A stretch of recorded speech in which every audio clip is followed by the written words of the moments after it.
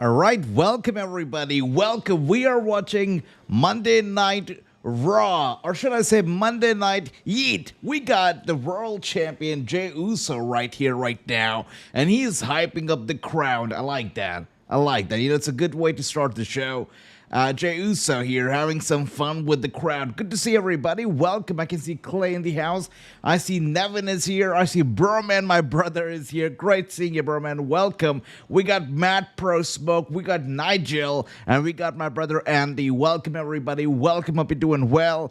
And yeah, we are here live with Monday Night Raw. It should be a good episode.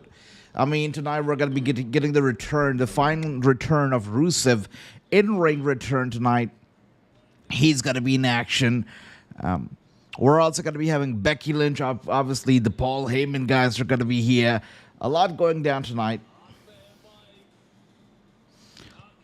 All right. Let's see.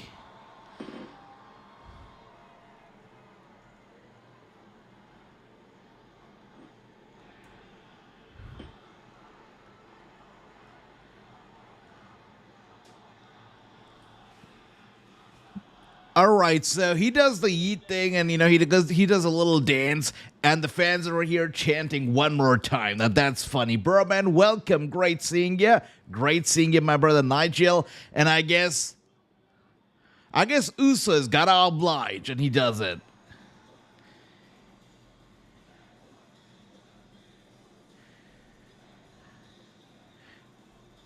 There you go. I'm pretty sure he's more than happy to oblige, right? I mean, the less he has to talk, I guess the happier he is. I'm just kidding. He's good. He's a good talker, too. That's okay. Yeah, Uso here having some fun with the fans. Yep.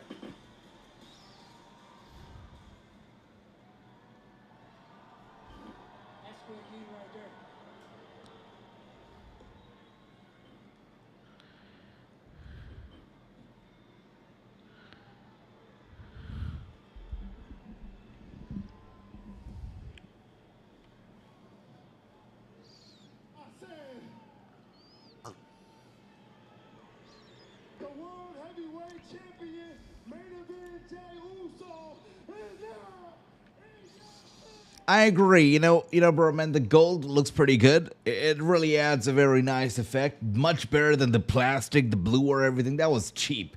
Gold is good. You know, these glasses are so good, I kind of feel jealous. Maybe I should get my own Yeet glasses or something. These actually look good. I agree with that. Logan, welcome.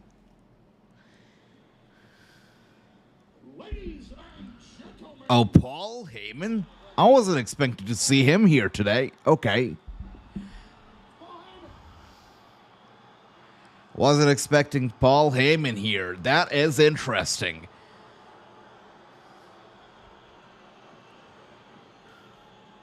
Ladies and gentlemen, my name is Paul. I came here tonight not to disrespect the World Heavyweight Champion main event, Jey Uso. But I dragged myself all the way out here tonight to Omaha, Nebraska.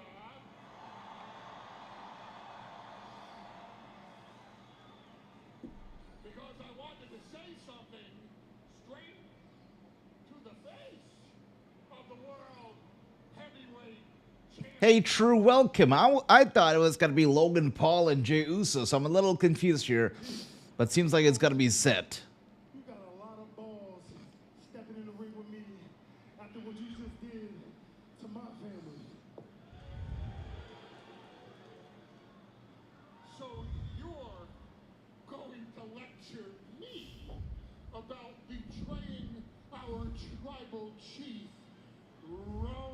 This guy being totally disrespectful towards the tribal chief. Nah. He's right. He's right. Jey Uso is right about that. Well, it's a shame while you were handing out the warnings, nobody bothered to warn me. Maybe you should have warned me about my best friend in the world, my BFF, my glittering arms, CM Punk. BFF. Okay. I never thought I'd hear Paul Heyman use that term. Lose to yourself when the microphone is in my hand.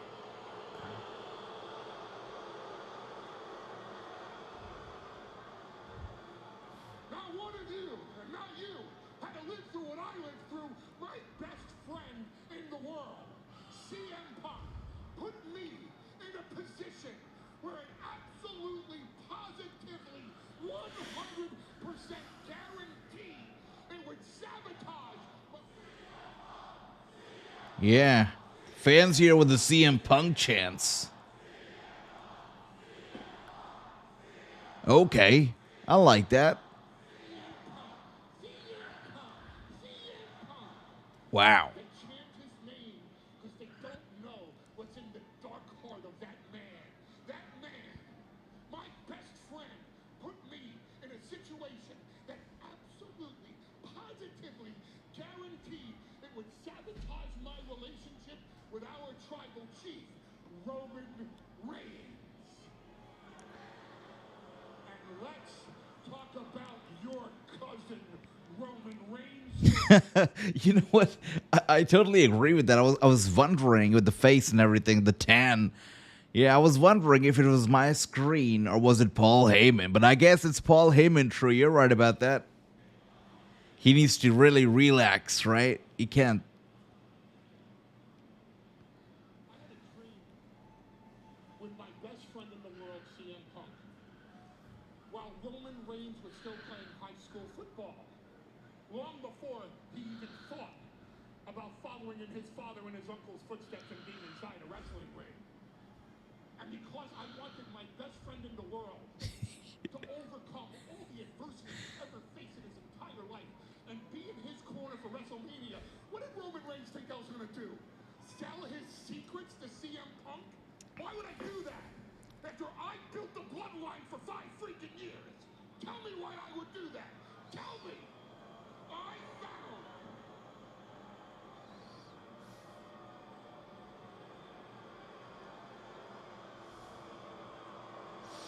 Wow, the boos are loud for Paul Heyman. That's crazy. I found a stray big dog on the island of irrelevancy, and I turned him into the tribal chief and the ruler of the WWE Universe. He's right about that. He's true. Undisputed WWE champion for 1,316 days. And I'm not the one that blew it by getting beat by Cody Rhodes after being distracted by Seth Rollins at WrestleMania 40. He lost the title. He lost the title that I spent 5 years of my life building him up as the champion. And then what did he do? He disappears. He goes back to being a big dog, licking his big wounds, and leaves me in the hands of Solo and Jacob Fatu and those Tongans who put me through a table in Madison Square Garden and almost ended my 40-year career. And he didn't come back to avenge me. He came back to get his Ulathala back. Wow. He's offended by that. Look at that. I betrayed Roman Reigns, right? I betrayed Roman Reigns. Whew. I couldn't handle the fact that I just wanted to help my best friend live out his dream. No, it's always Paul Heyman. I'm always the liar. I'm always at fault. I'm the betrayer. I'm the double crosser. I'm always the freaking scumbag in this situation. Not this time. I'm right. I'm right. I'm in the right. Wow. And you play me. Screw you. I feel bad for actually thinking that Heyman was the that Heyman was the bad guy all along. I feel bad about it now. That's crazy. Each and every single one of you for believing. That's insane. Paul Heyman has really guilt-trapped me into... I feel bad about it now. He's guilt-trapped me here. I feel bad about thinking that Paul Heyman was the bad guy. That's crazy. Good points. You're right about that. You're right, true. You know what? I was sold on the idea that Paul Heyman was the bad guy. But now I'm doubting myself. Yeah, Jey is silent right now. He's speechless. Wow. The crowd with the a-hole chants, really? I mean, I wouldn't be able to do so, you know? I mean, he's right. He makes some very good points. Are you okay?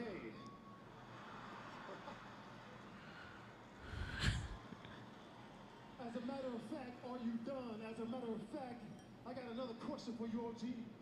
What does this have to do with me?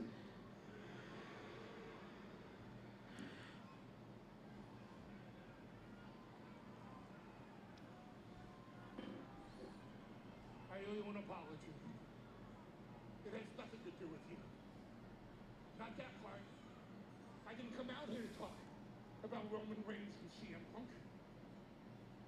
Here's the one thing, though. I did come out here to talk about you, which has everything to do with you. The title. The title. It's got to be the title. Andrew Nautic, welcome, brother. Welcome. You won that Great title singer. because you want that title. But that title is all about power and control. Honestly, that title has never looked good any better on anybody else ever. I mean, it looks great on Jey Uso. You think coming out here every night and yeeting with the audience and putting on the best in-ring performance is all that it takes? But that's not what that title is about. So while you need in your heart to be champion, and while you want to be champion, Seth Rollins has to be champion. Seth Rollins has to have that power. Seth Rollins has to have that control. And Bron There's no way. Well, that was just stage one of our plan. Stage two is that title. But I'm out here tonight to do you a favor. And we all know how well those favors work out, don't we? I'm going to let you sign your own death warrant. I'm going to let you pick the night that you lose What's happening here? heavyweight champion. Did I miss something? I thought it was going to be Logan Paul versus Jey Uso. But here we are now. Paul Heyman basically issuing a challenge on behalf of Seth Rollins for that world title.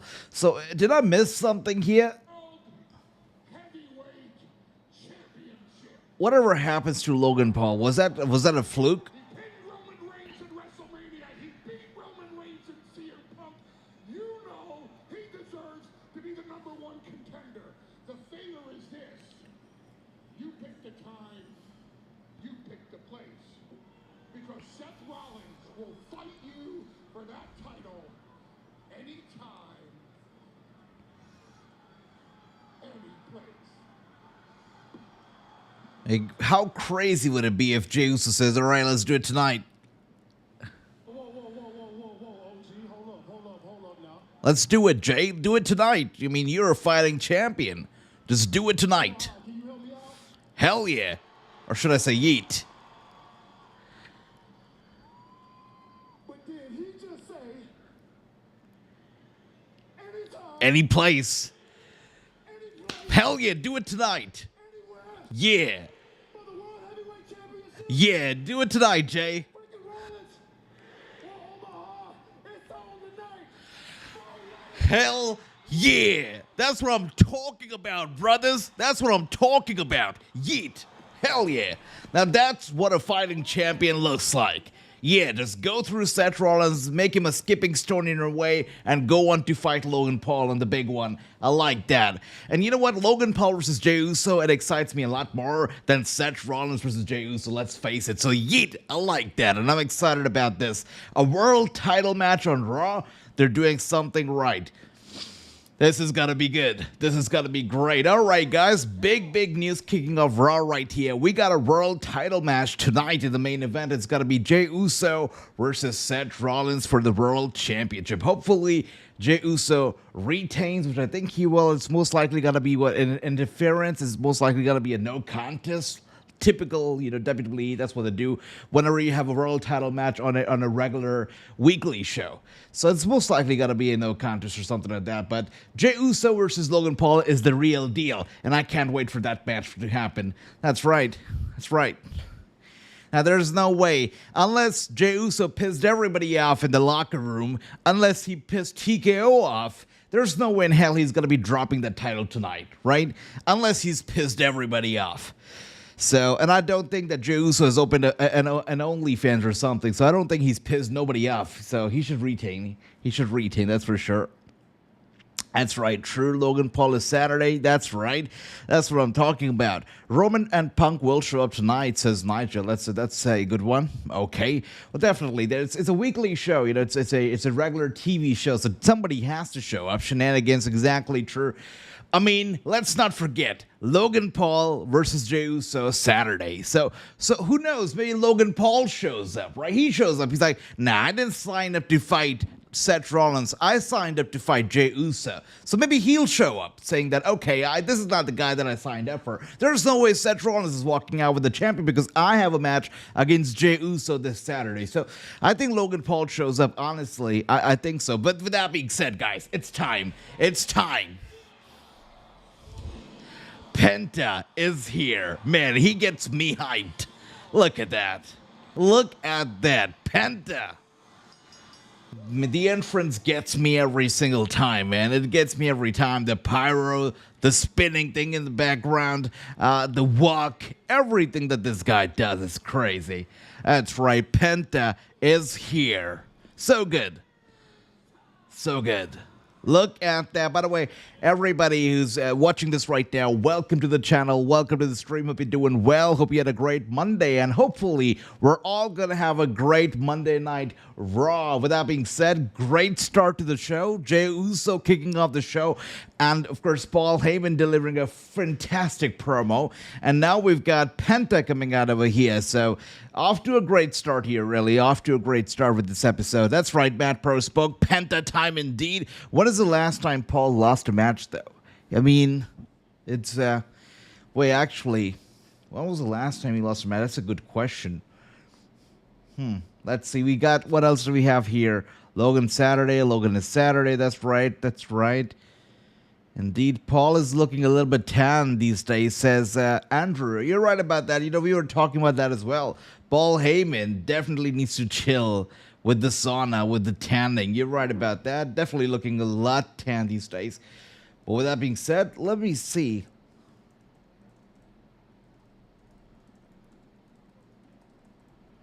All right. Tonight also, Rusev's got to be in action, so that's something else that I'm actually looking forward to quite eagerly. Rusev is going to be in action. So, from what I can see, Logan Paul, he recently lost at SummerSlam last year. He was defeated by LA Knight, which resulted in the end of his 273-day reign as the U.S. champion. So, SummerSlam 2024 against LA Knight, which is a terrible loss. I mean, nobody should lose to LA Knight. Nobody serious should lose to LA Knight, So, yeah, he lost to him at SummerSlam. Crazy decision. Nobody should lose to LA Knight. That's a one-word superstar. Yeah. That's it. All right.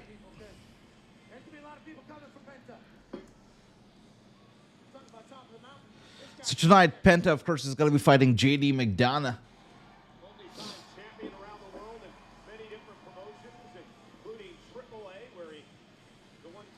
Rusev's going to be taking on Otis, and you know what? Rusev's back. It's great. People are happy.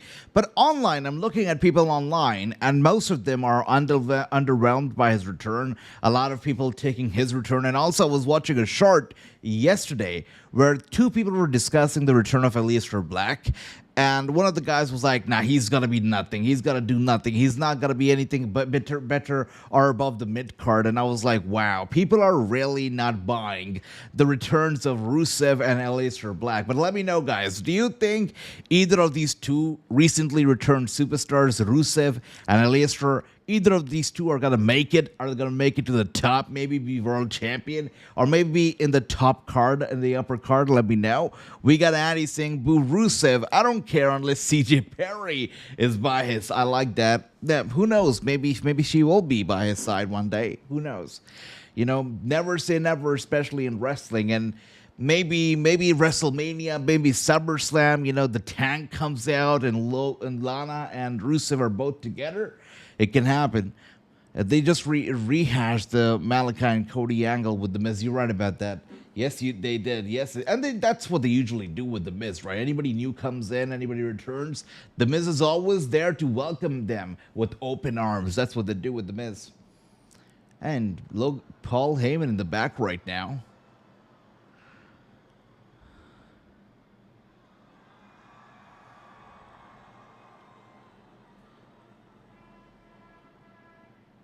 He fell for it. I cannot believe he fell for it. He wants to do the match tonight. You were so right. Paul, you know what I love to say, I told you so. So if you will indulge me, I told you so. All right, that's okay, but what's up with Paul Heyman sweating like a dog right now? What's happening? He's sweating so bad. Do you understand everything that's going on here tonight? Yeah, I think so. Think of this. Bestow a little wisdom upon you. Roman Reigns prepared for Seth Rollins at WrestleMania. Seth Rollins pinned the biggest star in the entire industry, Roman Reigns, in the main event of WrestleMania. CM Punk prepared with unbridled passion for Seth Rollins at WrestleMania. Seth Rollins not only beat Roman Reigns and CM Punk and Roman Reigns lost to Seth Rollins in the main event of WrestleMania. Jey Uso is a great champion. We can't take that away from Jey Uso. He tapped out Gunther. At WrestleMania for the title. Jey Uso is no easy day in the pond. I like that. But Jey Uso is not focused on Seth Rollins. Jey Uso is distracted by Logan Paul. Yeah, that's what I'm talking about. Time to prep for Seth Rollins. But Seth Rollins, all he's focused on is Jey Uso because there's nobody left. Seth Rollins is a sniper, and he has Jey Uso in his sights. And tonight, Bron Breakker, we get handed the keys to the kingdom when the referee hands the World Heavyweight Championship to Seth freaking Rollins.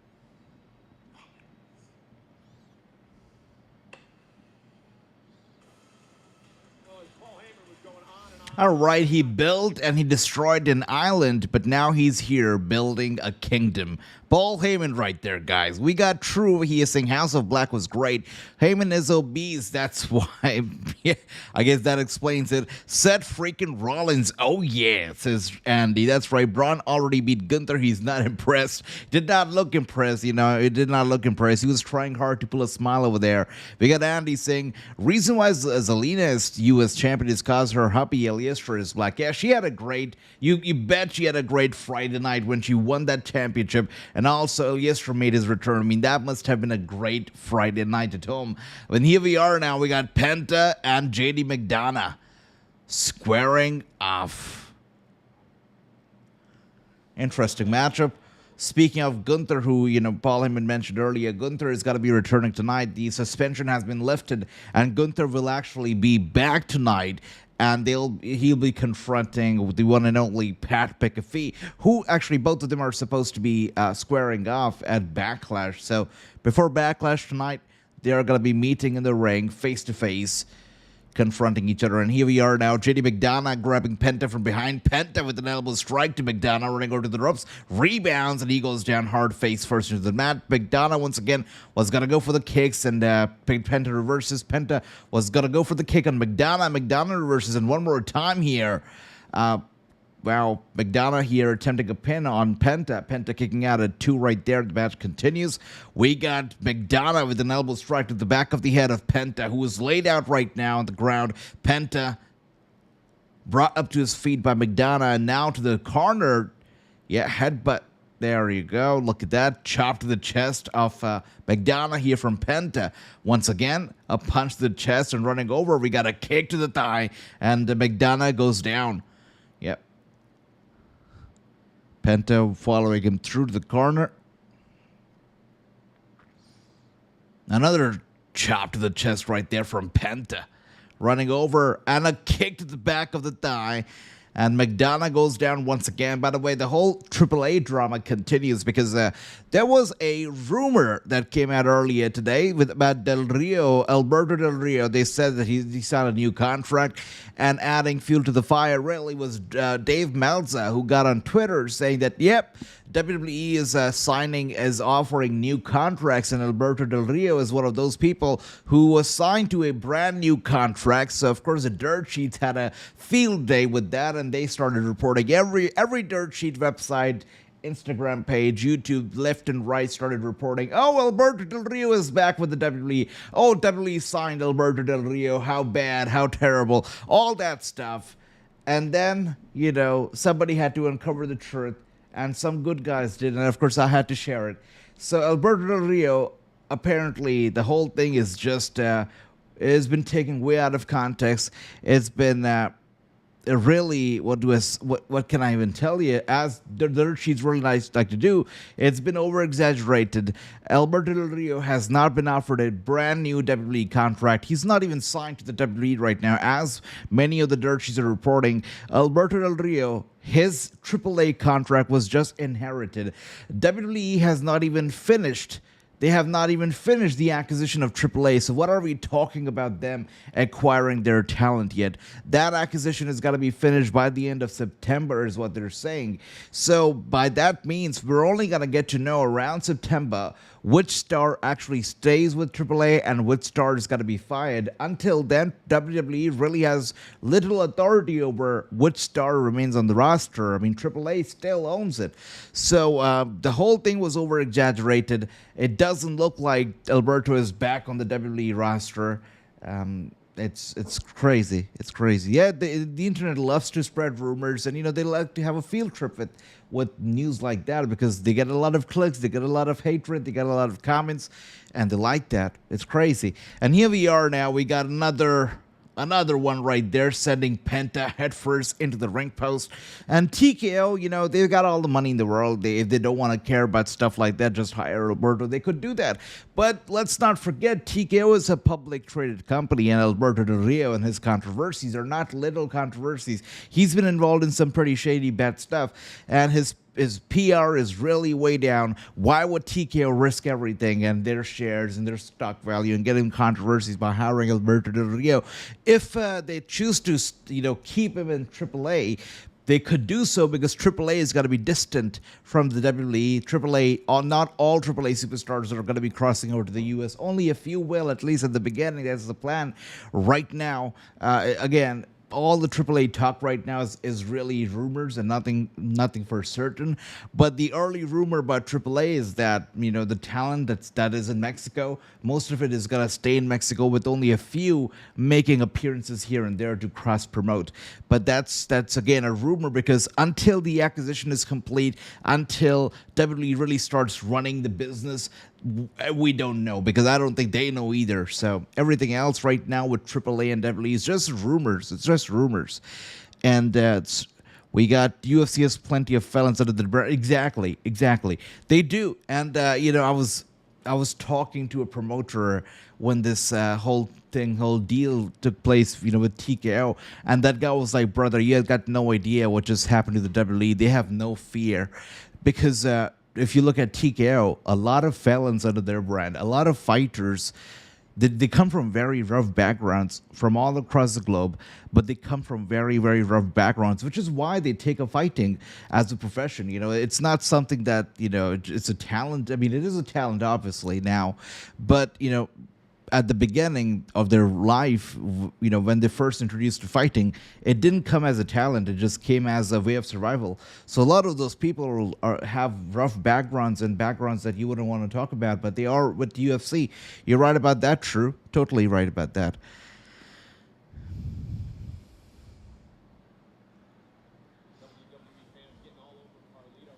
Yeah, Andy's right about that incident as well, and that's the reason why Alberto just keeps getting in the middle of controversies, and it's totally true. He has done some stuff, and obviously his relationships have not worked out pretty well either. So that's another thing over there. We've interviewed Alberto, we've talked to Alberto one-on-one, and I'll tell you, on camera he was a good guy, he was a sweet guy. But the stuff that you read about Alberto and the stuff that comes up, he denied everything, by the way. When I interviewed him, when we talked about, the acquisitions and stuff, he's denied everything. He's denied everything. He doesn't accept anything. So it's interesting.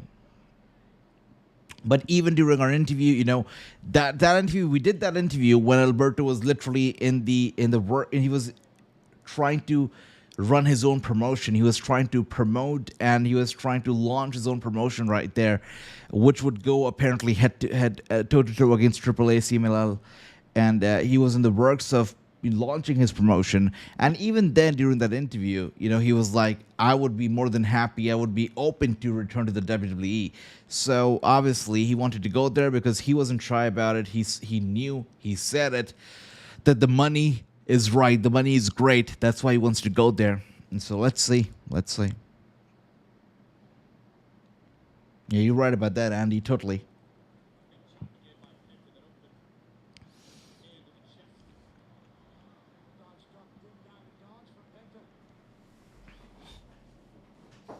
But we'll look at that. Penta with a kick to JD McDonagh. McDonagh taking it back. Penta running over to the ropes and sending him face first once again, smashing his face into the mat, going for the cover, and it's a kick out once again.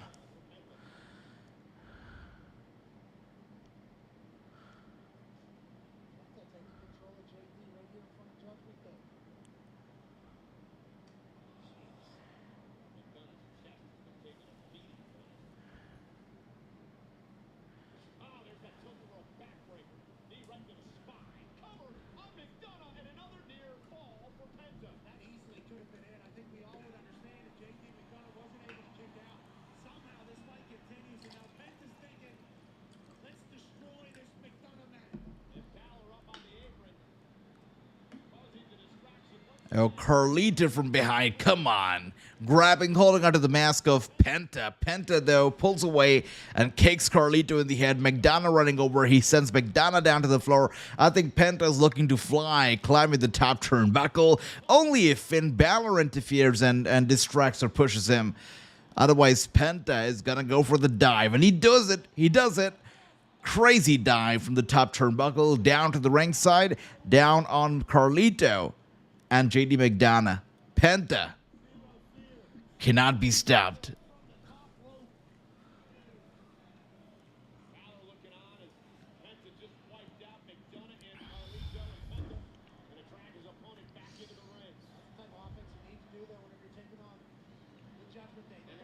Oh, come on, Finn. No way. Come on.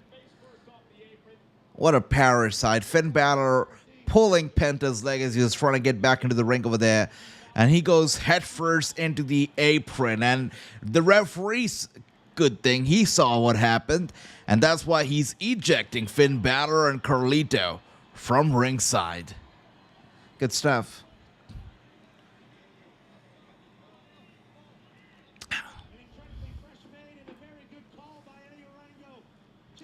And now we got Penta climbing the top turnbuckle. McDonagh. Oh dear, what the hell? This guy has a problem. I mean, I don't know. Should we call him racist? I think we should call him racist because this guy has a problem with every single luchador. I'm not sure. I mean, come on, Chad Gable. Gotta be kidding me. But here we are now. Penta takes care of Gable and now goes after McDonagh. McDonagh stuns Penta out of nowhere. And now this Funko Pop climbing the top turnbuckle. Goes for a moonsault, but Penta gets out of the way. Good for him. And he takes McDonagh out for good. This should be over. 1, 2, 3. Penta with the victory. That's right. This guy, Chad Gable, did not know who he was messing with. Really? Going after Penta? You gotta be kidding me, Chad. You gotta be kidding me. Oh yeah, Andy, that would be nice. Vikingo is one name that the reports are saying. The reports that he's gonna be making his way to the WWE here and there. That's one name that they're saying will be crossing over.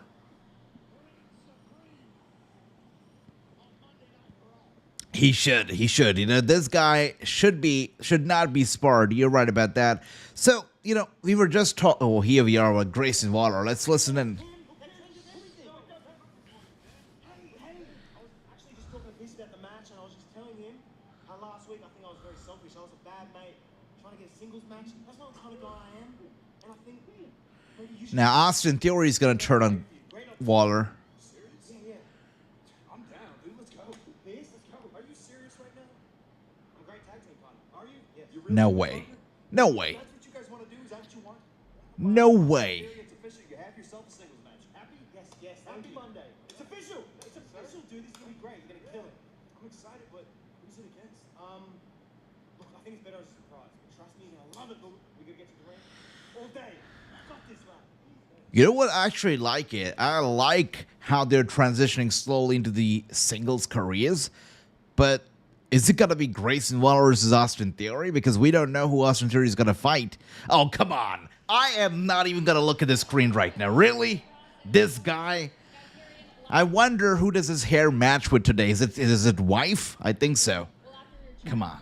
Subsequently rejected Seth Rollins. This guy is nothing but a crybaby. I'll tell you that. Karrion Kross. Matt Pro Smoke. Karrion Kross. Well, we can't ignore that, Kathy. It sounds to me like we have some fellow bad guys in the audience here in Nebraska.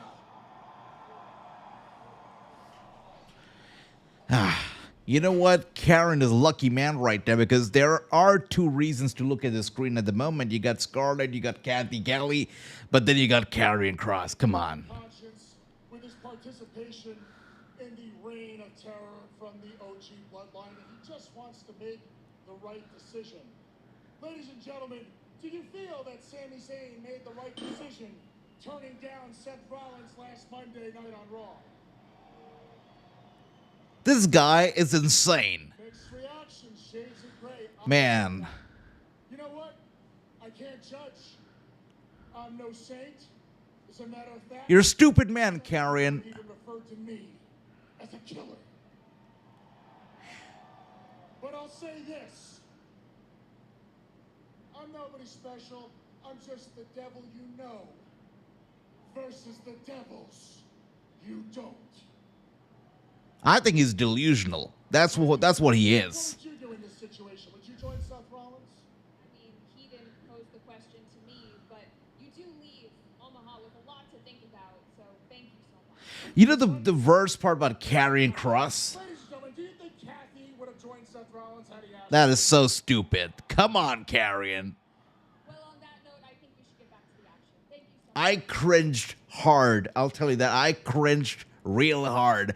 The worst part about Karrion Kross is that he talks about everybody but himself or his wife. He'll talk about everybody but himself or his wife. And maybe that's because they have nothing to talk about when it comes to themselves. I mean, there's a lot to talk about when it comes to Scarlett, but still, there's nothing there is to talk about Karrion Kross. He comes out here, he talks about the most random of shit, really, most random shit that he can come up with. And it just makes no sense. He'll come out here, he'll talk about Santa Claus, really. He'll talk about Sami Zayn. He'll talk about Mick Foley. He'll talk about Austin Theory. He'll talk about Seth Rollins. He'll talk about Kathy Kelly joining Seth Rollins, really. But he'll talk about himself. Never. And that's what pisses me off about this Karrion Kross, man. What a stupid guy. And if he's feuding with this guy, Sami Zayn, I want him to have a matching hairstyle, a matching beard style, a matching everything, because that's what he takes pride in. That, oh, I match my hairstyle with my opponents. Well, okay, Karrion, that's because you got 2 opponents in a year. That's because you wrestle 2 times in a year. If he's feuding with Sami Zayn, I want him to have a matching hairstyle, a matching beard style with Sami Zayn, because that's what he takes pride in. That's all I'm going to say right now. He's not Killer Kross, Drew. He's Karrion Kross right now. Killer Kross was a badass. Killer Kross was the guy who was on our podcast. This guy right here, he's Karrion Kross. That's who he is. Yeah. I know, but that was Killer Kross for Ricky, not Karrion. Karrion is crap. You know, Kross will show up at your door. But whatever I'm saying right now, it's the truth, right? You know it. Karrion knows it. Killer knows it. Everybody knows it. Ricky knows it too. Is Grayson Waller's music gonna hit right now? Oh, yes. No. Whoa, okay. I thought it was going to be Grayson versus Austin Theory, but not so fast, I guess. AJ, you're getting greedy here. We got Sheamus.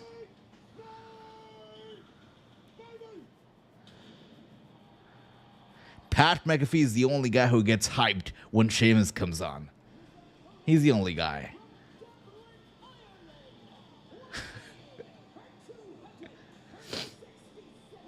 All right.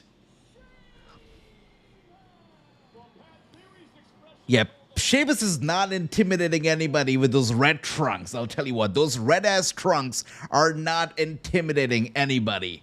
Just like this red coat is not going to intimidate anybody either, right? But still, come on. We got Matt Pro Smoke here saying Sheamus is back. Yep, good to see Sheamus back. Good to see him back, that's right. It's clobbering. It's clobbering time, Andy, that's right. Yeah, I would like to see CM Punk versus Sheamus, honestly. I'd like to see that, but here we are now. You know what? I feel like Austin Theory, they are looking to push him again. It feels like it, because look at this guy. I don't know if he got a haircut or something recently, but today this guy looks more determined than he has in the past 2 years. Today, this guy looks like the kind of guy that Vince McMahon would have liked to push. You know, he doesn't look like a joke tonight. He looks like a serious competitor. I like that. And Austin Theory actually unloading those punches on Sheamus. Sheamus, though, knocking some sense into Austin Theory with just 2 punches in a row. And now Austin Theory with an elbow strike. Sheamus with a punch to the gut and an uppercut right there to Austin Theory. And an Irish whip. Austin Theory with a nice dodge, though, rolling over. And now drop kick to Sheamus. Wow, this guy, he actually looks pretty good tonight. I like that. Wow, and with that being said, overconfidence does not always pay off, especially not when you're Austin Theory. Knee goes down once again. We got Sheamus though. Look at that. Irish whip over here to Austin Theory, and it goes for a Bron Breakker. Austin goes down. Of course, Sheamus doing pretty damn well, actually. Looks like he wants to go for another one. And another backbreaker right there.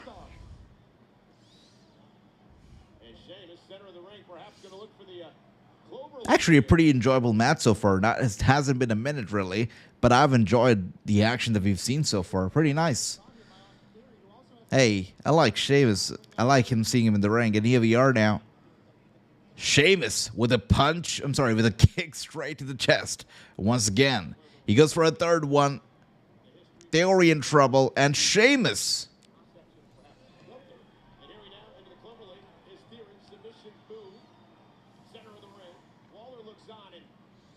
Oh, Waller is not even looking to help Theory tonight. No interference, no helping with the rope break, none of that stuff. Waller is playing clean here tonight. Interesting. Interesting. And now, you know what I would like to see one day? I would like to see Waller rise up the ranks, become a big-ass star, and I'd like to see Waller versus Logan Paul one day. How cool would that be, right? How cool would that be? But for that, Waller has to rise up the ranks, has to... Wow. I don't know who that was, but nice. But Waller has to become a big-ass star to make it happen. But I'd like to see Logan Paul and Waller maybe no, I wouldn't call it a tag team. I would like to see them against each other. Because if they were to be a tag team, Waller would just be an ass kicker to Logan Paul. So I don't want to see an ass kissing Waller. I would like to see Waller versus Paul. That'd be nice. Wait a second. Really? Ricky says, no, AJ, that's a bad idea. Come on, Ricky, give me a break. AJ, that match was supposed to happen that last year. Really? Wow, that's amazing, Andy. Should happen. That I call AJ bad. Come on, Ricky, come on. Give me a break, Ricky. By the way, you know what? Speaking of bad bookers, Eric Bischoff and Hulk Hogan are starting this Real American Freestyle Wrestling promotion, which is crazy, but apparently it's starting off somewhere around August, September, and it's actually kicking off, guys. Freestyle wrestling is back, and it's professional, and Hulk Hogan and Eric Bischoff are the guys behind it. So let's see how it does. Of course, Hulk Hogan is enjoying this mainstream promotion that he's getting these days. This spotlight that he's enjoying right now thanks to Trump, right? So Hogan is trying to capitalize on that. Of course, announcing the debut of a Real American Freestyle Wrestling promotion on Fox News. So obviously, you know, Hogan is trying to make it big. But I'll tell you what, we have...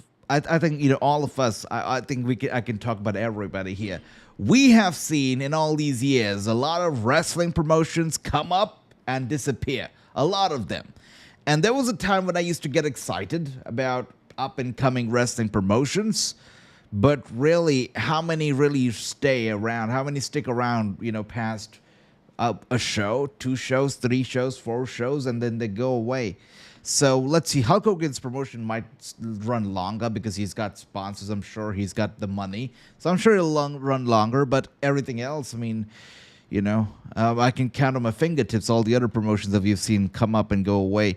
Hulk, a Real American, is a bad idea. It's trash. Says Ricky. I would have tried seeing it. However, he's yeah, I get it, Andy. I get it, brother.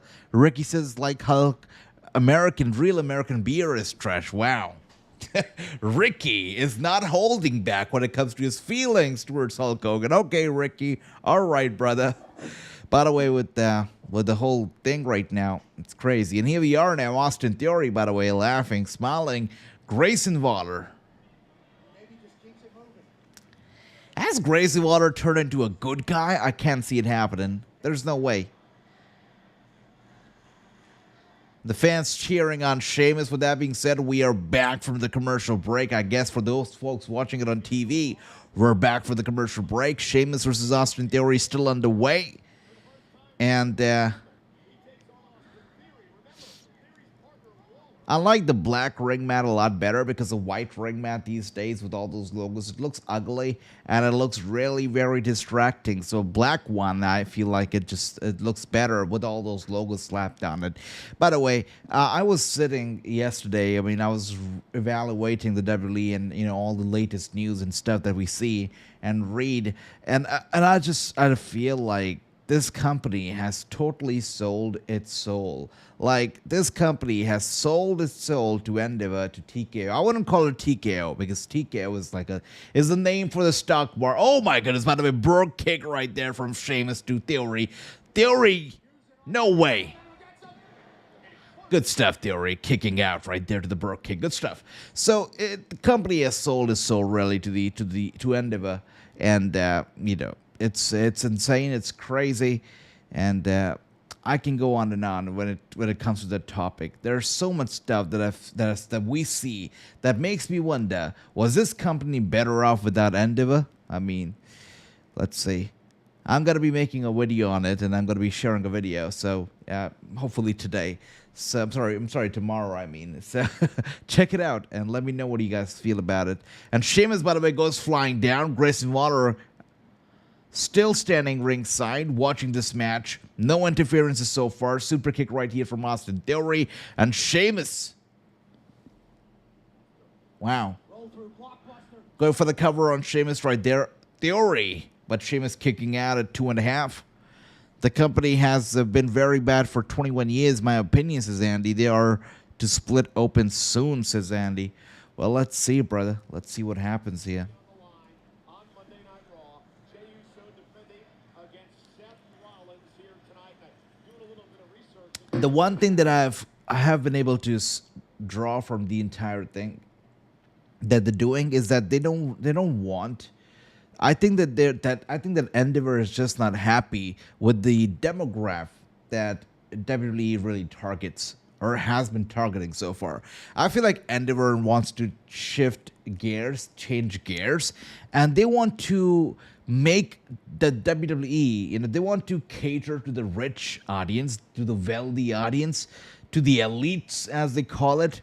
That's why they're making the shows inaccessible to the everyday Joe. They're making the shows inaccessible to a lot of people, who used to enjoy it. And I saw this video of Karrion Kross, and he was walking. I think this was WrestleMania weekend, and he was approached by a little girl, right, who told him that, oh, we love WWE and we used to go to the shows, but we can't go to the shows now because my mother says, or her mother says, that we can't afford it, right? So Karrion just looks at the girl and he says, oh, that's a shame, but you can always watch it on TV. And I didn't really like the video. I didn't really appreciate that. But from the video and from all the ticket pricing and all the stuff that we're seeing right now, I feel like it's clear that WWE wants to cater to a much wealthier audience than it currently has. It feels like it. With that being said, guys, they are turning into the next NFL, basically, I feel. And here we are now, Sheamus is looking for the brogue. He's looking for the brogue, yeah. Austin Theory, though. Oh, does not dodge it. I thought he was going to dodge it, but does not. But Sheamus goes to the cover on Theory, and it's over. That's crazy. That's crazy. True, speaking of pennies, they have raised the ticket prices so much, but it's not just ticket prices. You look at their merchandise store. It's a shame, by the way, that in 2025, literally every other website offers free delivery. They still do not. And if they give free delivery, you got to use a specific coupon for it. And you have to buy at least this amount of merchandise to get free delivery, which I find insane. But on top of that, they've raised the prices of everything. Like T-shirts used to cost $24. Now they cost an upwards of $34.99. The title belts used to, the plastic ones, they used to cost $299, $199, something like that. Now they cost $369. The replica title belts, now they cost $599, and so much, so on and so forth. It really, they have increased prices on everything, and it's insane. Yeah, and the one thing that I find absolute worst, and I'll talk about this in detail, right? I'll talk about this in detail in the video as well. Now they've started adding. Now these wrestlers, especially the new wrestlers. By the way, 1 second, we are here with the Judgment Day backstage. Let's listen in first. Well, I tell you, him and Penta need to get it ASAP. Don't worry, I'm gonna take care of Penta at Backlash, but I do miss my wedding. Hey, what are you doing? Hey, how'd you get in here? Oh, truth. You told me exactly where this place was. It wasn't even hard to find. I didn't try to come in here and start a fight, cause any trouble. I just want to give you a friendly. I can't even think. It's a warning, and it is friendly. I don't care who wins at Backlash. I'm coming after that. Okay. Whatever. I am about to so flustered right now. Hey, guys. Old man. You know what? It doesn't matter. Honestly, how cool would it be if Finn Balor were to absolutely betray the Judgment Day and join forces with AJ Styles, and we get a AJ Finn Balor duo, tag team, something like that? How cool would that be?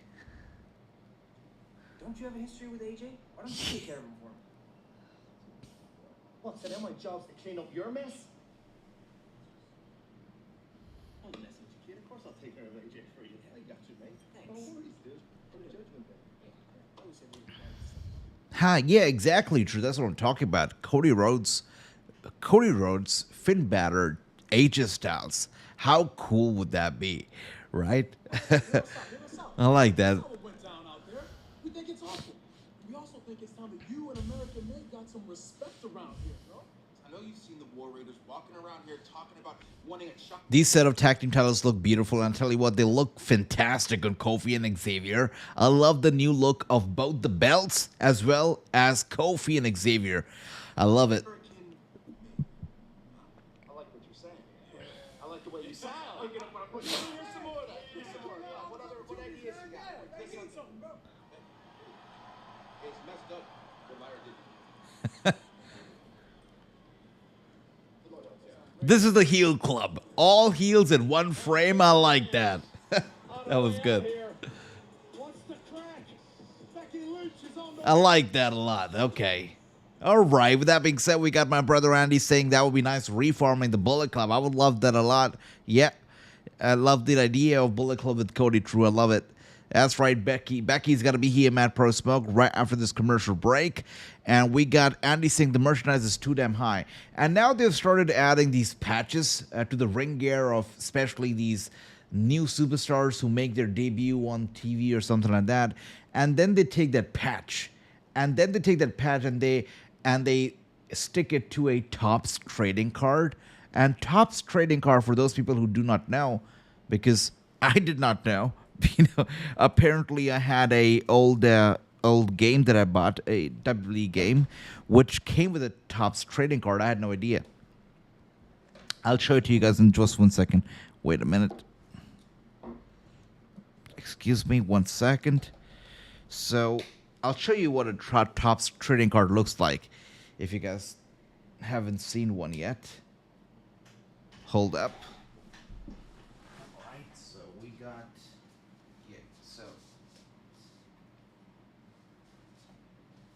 so here we are now. I got this game right a few years ago. We got WWE 2K16.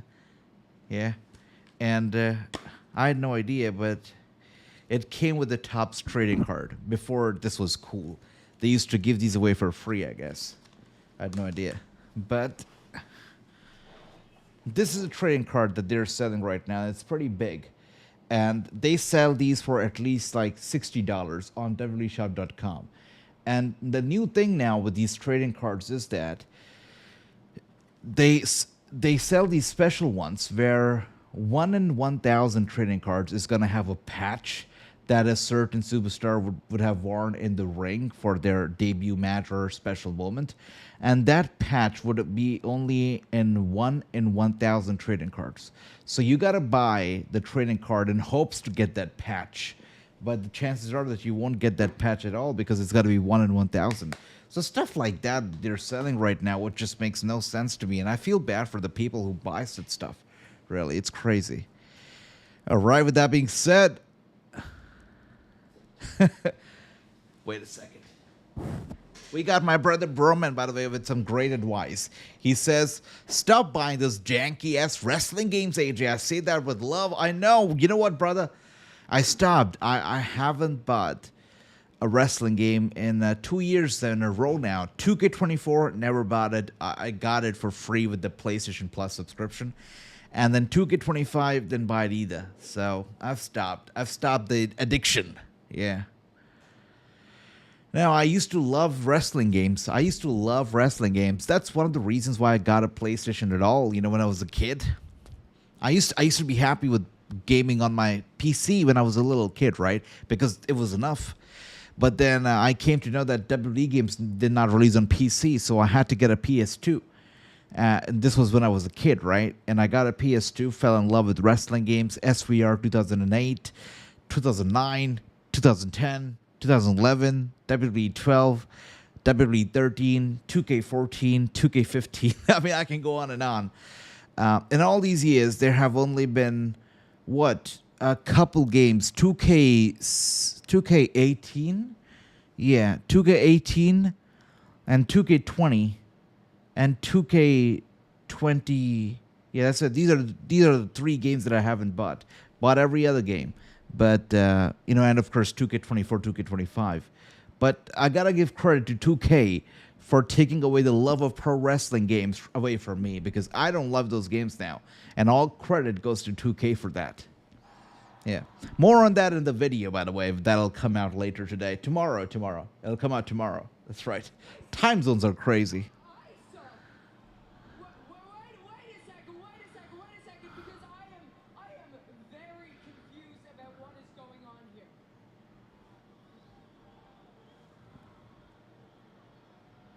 You guys are treating me like I'm the bad guy. I am the victim here. Okay,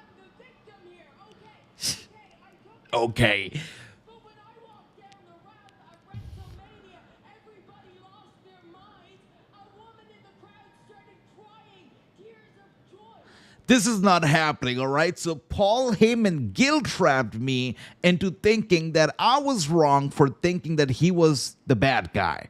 And now I think that Paul Heyman was the good guy all along. And now Becky Lynch is coming out here trying to play the same card and trying to tell everybody that she's the victim, not the bad guy. Now, Becky, it worked once. It's not going to work twice, especially in one night. It's not what you say. When somebody takes out the garbage, you say thank you for taking out the garbage. Well, you haven't taken out Nia Jax yet, so I can't. And what's more than that, I also took out the recycling. Because that's what Lyra is. She's less offensive than regular garbage, but she's still garbage. Tell me you did not say that, Andy. We don't want Becky as the IC champion. She doesn't have a dream if it isn't for me. She doesn't have a title if it isn't for me. She doesn't make history if it isn't for me. She doesn't even have a frickin' fiance if it isn't for me. And yet I get all of this disrespect. Okay. This disrespect. This is what I'm talking about. Wow. Those are some harsh words. Did you actually just call me recycling? Yes, I did. You're the queen of recycling. You've been recycling the same moves, the same tire and all that for years. But that's fine. That's actually funny. Yeah. Problem with is you acting like you had anything to do with my success. The one thing I want to drive into your skull more than my foot is the fact that you didn't make me. Let me get you up to speed because you've been gone a while. You went on holidays and everyone got better. You went on holidays and I made some history of my own. Okay, Lyra. All right, Lyra. All right. Oh, but you're what this championship needs, right? That's what you said. That's rich considering I've defended it more days than you've shown up to work this year.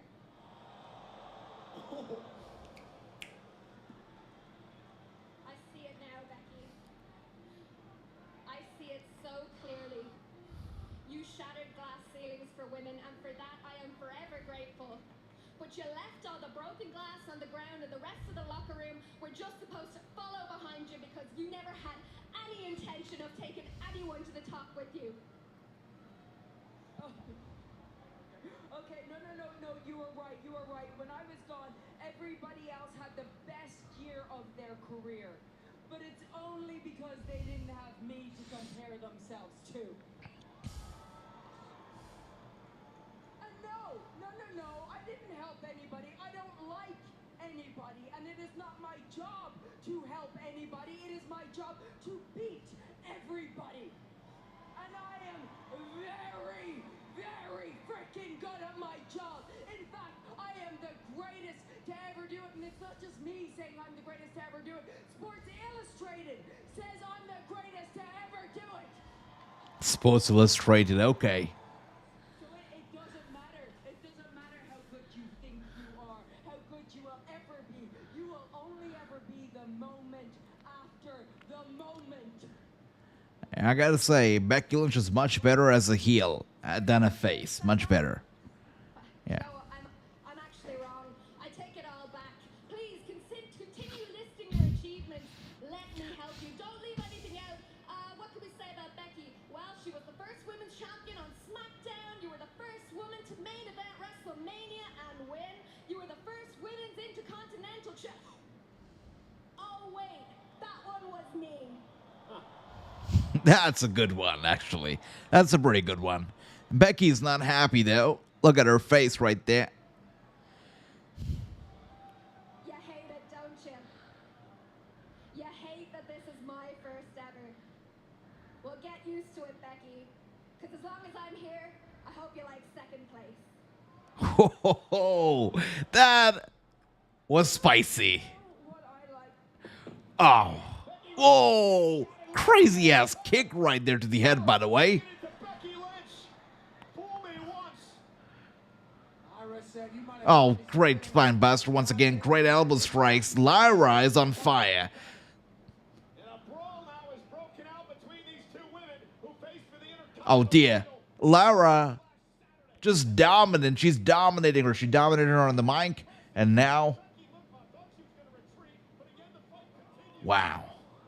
Continuing to stay on Becky. Lyra will not back down. And finally, officials You gotta love this. trying to separate these two. It's just Lyra's night, you know. I mean, she shut her up on the microphone, and when it got to some action in the ring, obviously Lyra got the upper hand there as well. Pretty great night for Lyra here.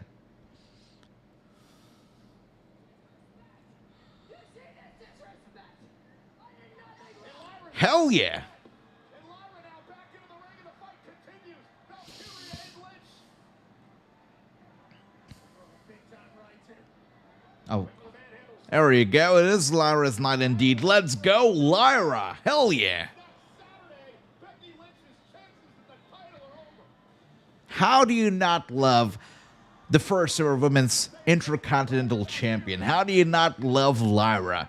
She's an all package. This lady, she ticks all the boxes. I mean, did you listen to her promo? She knows how to talk. And when she talks, people listen. That's for certain. Because when she was talking, you could tell the audience was tuned in. Lyra is great. I like it. I like it. Wow, my brother, by the way, true here with the golden rule of thumbs. He says Lyra will lose because usually, as is the case, if you hold up the title on the Go Home show, you are going to be dropping the title on the pay-per-view. So with that golden rule, true thinks that Lyra is going to lose. We'll see what happens, brother. I hope she wins, but, you know, with Becky, and if she wants to keep being this heel and wants to make it work, she's got to win. She can't be all talk and no walk. You're right about that, brother. Why not? It's better than Charlotte being a champion, period, says Andy. Well, that's true. That's true. That's true. With that being said, we got Roxanne here. And I know Ricky's happy right now to see Roxanne Perez. Yeah. You know, Roxanne's great. But I'll tell you what, guys. I always, and this might surprise somebody. I'm not sure, but maybe this surprises some of you, but I always saw Roxanne as second to Cora Jade, even though they've got history, and obviously she's come on top. She's proven to be maybe better than Cora in some aspects, but I always saw her second to Cora Jade. Great in the ring, great athletes, both of them. But I like Cora Jade a little bit better than Roxanne. I was always a little bit biased towards Cora. But for Cora to get released was really surprising to me. And I'm happy to see Roxanne Perez right now on the main roster. I think she'll be a big star, fabulous star. But I can't wrap my head around Cora Jade's release. I mean, she must have done something wrong that rubbed people off backstage in a wrong way, which is why they released her. Because if it comes to her in-ring talent, I don't think she had any flaws in the ring. She was really good in the ring. From my understanding, she was also a good talker. So, I don't know. I agree, Matt First Monk. I agree. She did fall off a little bit. I think so, too. Of Monday Night Raw on notice. Just ask your favorite, Rhea Ripley. Or why don't you ask your By the way, Burman right here having some fun. Burman, you can't be not loyal to, Stephanie McAfee. So keep your eyes off Roxanne, because you got to be loyal to Stephanie, I'll tell you that. Just like all of you people sitting in that crowd. I know, Andy, that broke my heart as well. And again, we talked about it earlier as well, Andy. I feel like Alba Fire was saved by Chelsea Green, because if Alba was not involved right now in the Secret Service of Chelsea Green, she'd be fired as well. Alba and Gigi, of course, they were a tag team with the whole Mandy Rose stuff after Mandy Rose as well. They got split. But I feel like Alba was really saved by Grace and saved by Chelsea Green. Chelsea Green, by the way, she has re-signed a new contract with the WWE, a multi-year contract, so she's here to stay. So good for her. Title? Does that mean That's right, Nevin, welcome. We got Jey Uso tonight versus, of course, the one and only Seth Rollins for the world title tonight. very short?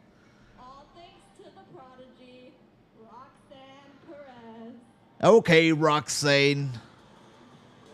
I don't know. Was that a good promo? Did you guys like that promo? Alba Fire did not team with Gigi AJ.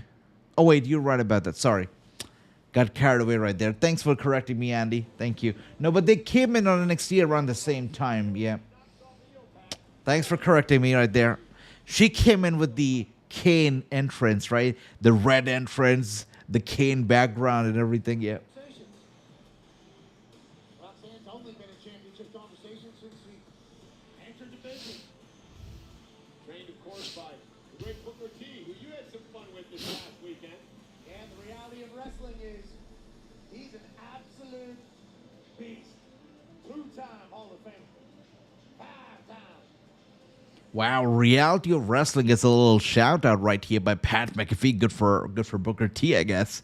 We got Nevin here saying Jey Uso's gonna win, and I kind of agree with that. Either win or should I say retain? I think I wouldn't use the word win, because win obviously is a bold word, right? And it's a Monday Night Raw. We don't know if it's actually gonna even have a clean finish, so I'm just gonna say Jey Uso is gonna retain, not win. I have a feeling it's gonna be Logan Paul or somebody interfering, though. Let's see. We got Kenny Diggett Sucker. That's right. By the way, it is going to be, interestingly, it's going to be Crown Jewel that's going to Australia, Perth.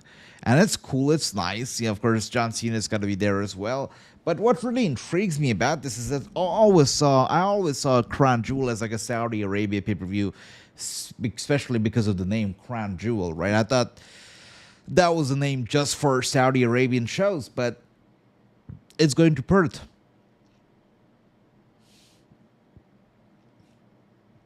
They've changed up the colors a little bit, right? From green, it's gone to blue, which is nice. It's a fresh color, but they've kept the name, which is interesting. All right. With that being said, Roxanne Perez versus Iyo Sky is going to be happening up next. From my understanding, Rhea Ripley and Grayson Waller will be overjoyed, says Andy. Yeah, totally, 100%. ROW has done some good shows on YouTube. Yep, Booker T does know what he's doing with what he's doing with ROW. Also, his podcast. Yeah, Booker T is doing well, without a doubt, without question. Man, this lady's theme song is such a banger. How do you not love the theme song? It's a banger.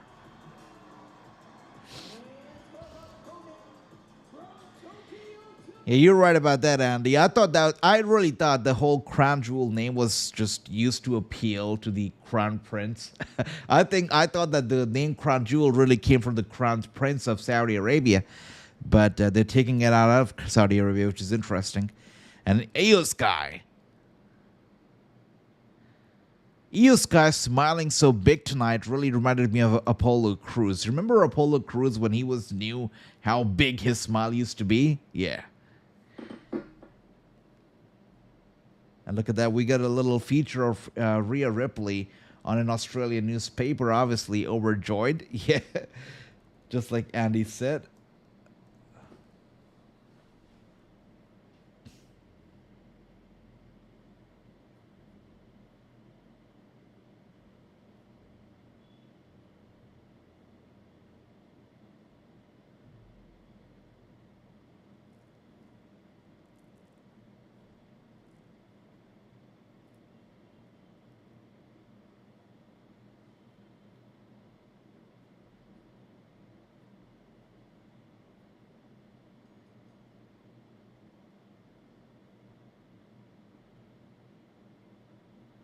So apparently there's a report going on right now that Apollo Crews, he's been out of action recently, but when he does return, there's a report going around that he could be returning with the new name, which is going to be Uha Nation. And they're saying this is the name Uha Nation that made him a breakout star in Dragon Gate USA prior to joining the WWE. So Apollo, who is still under a contract, is expected to return, and is expected to return under the name Uha Nation, which is interesting. An old name that he used before his WWE days. And here we are now. Roxanne Perez, by the way, sliding out of the ring right there. And it's a little rat and mouse chase. Ringside, now back in the ring over here. Roxanne Perez, one step ahead over here. Seems like she's got Iyo Sky's number, by the way. Look at that. Yeah, it seems like she... Oh, well, actually not. Iyo Sky, one step ahead over here. And now running over to the ropes, rebounds, cartwheeling from Iyo Sky, and now we got a drop kick. And Roxanne kicked right out of the ring over here. It looks like Iyo Sky is the one who's got Roxanne's number. And now running over to the ropes, and now we got a drop kick here from Roxanne to the leg of Iyo Sky. Iyo in a little bit of a pain over here. She goes down, and Roxanne now targeting that same leg. She is going after that same leg over here, and Iyo Sky trying to get her away.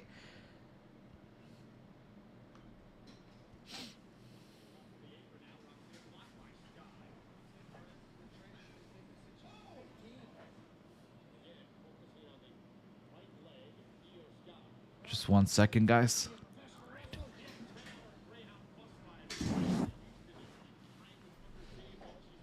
All right.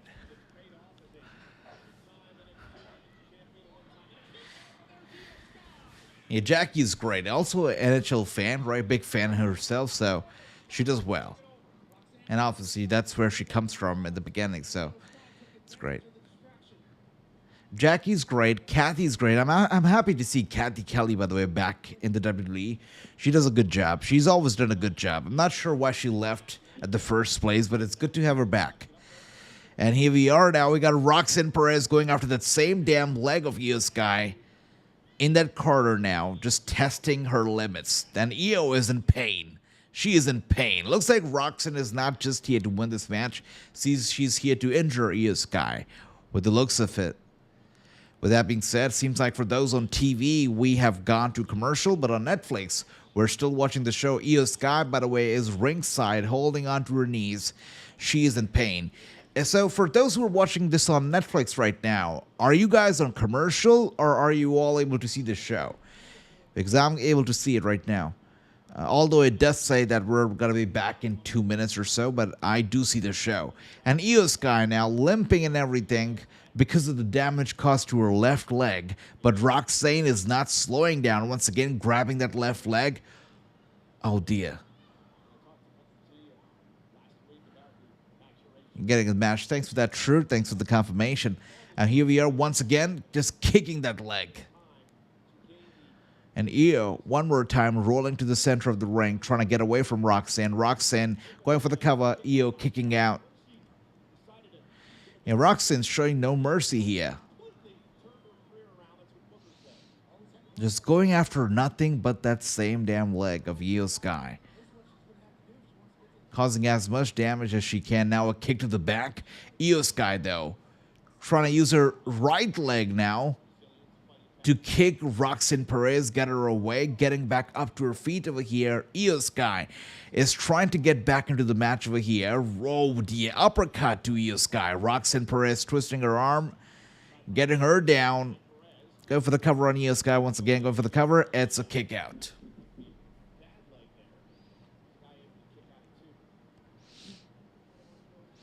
I don't know which one of the two actually needs a win desperately here tonight. Obviously, this is not a world title match, but you've got a world champion in one corner. You've got a fresh off NXT star, Roxanne Perez, on the other corner. I mean, for a momentum push, for a momentum boost, Roxanne needs a victory. But for the sake of her being a world champion and the prestige and respect that's attached to that, Iyo Sky needs the victory as well. So Iyo once again limping over to the corner over here. Roxanne running over. Iyo gets her over the top rope up to the apron. And Roxanne once again going after the bad leg of Iyo Sky. Now pulling her over. Oh dear. Smashing that leg against the ring post over and over again 3 times in a row over here. Just smashing that leg into the ring post. Of course, Iyo Sky screaming out in pain and agony.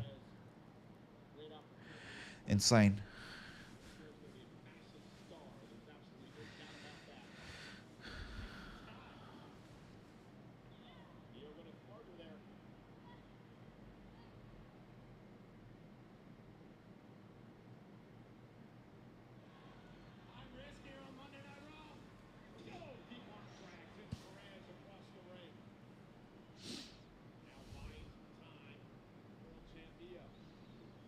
Still to come, by the way, we've had a great Raw. This Raw is much better than last week's Raw.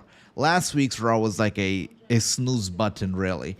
But this week's Raw is pretty good. I like it. The start of it was already pretty fantastic. But still to come, we've got Rusev versus Otis. And obviously, we got Jey Uso versus Seth Rollins for the world title. These are the 2 matches that are still to come.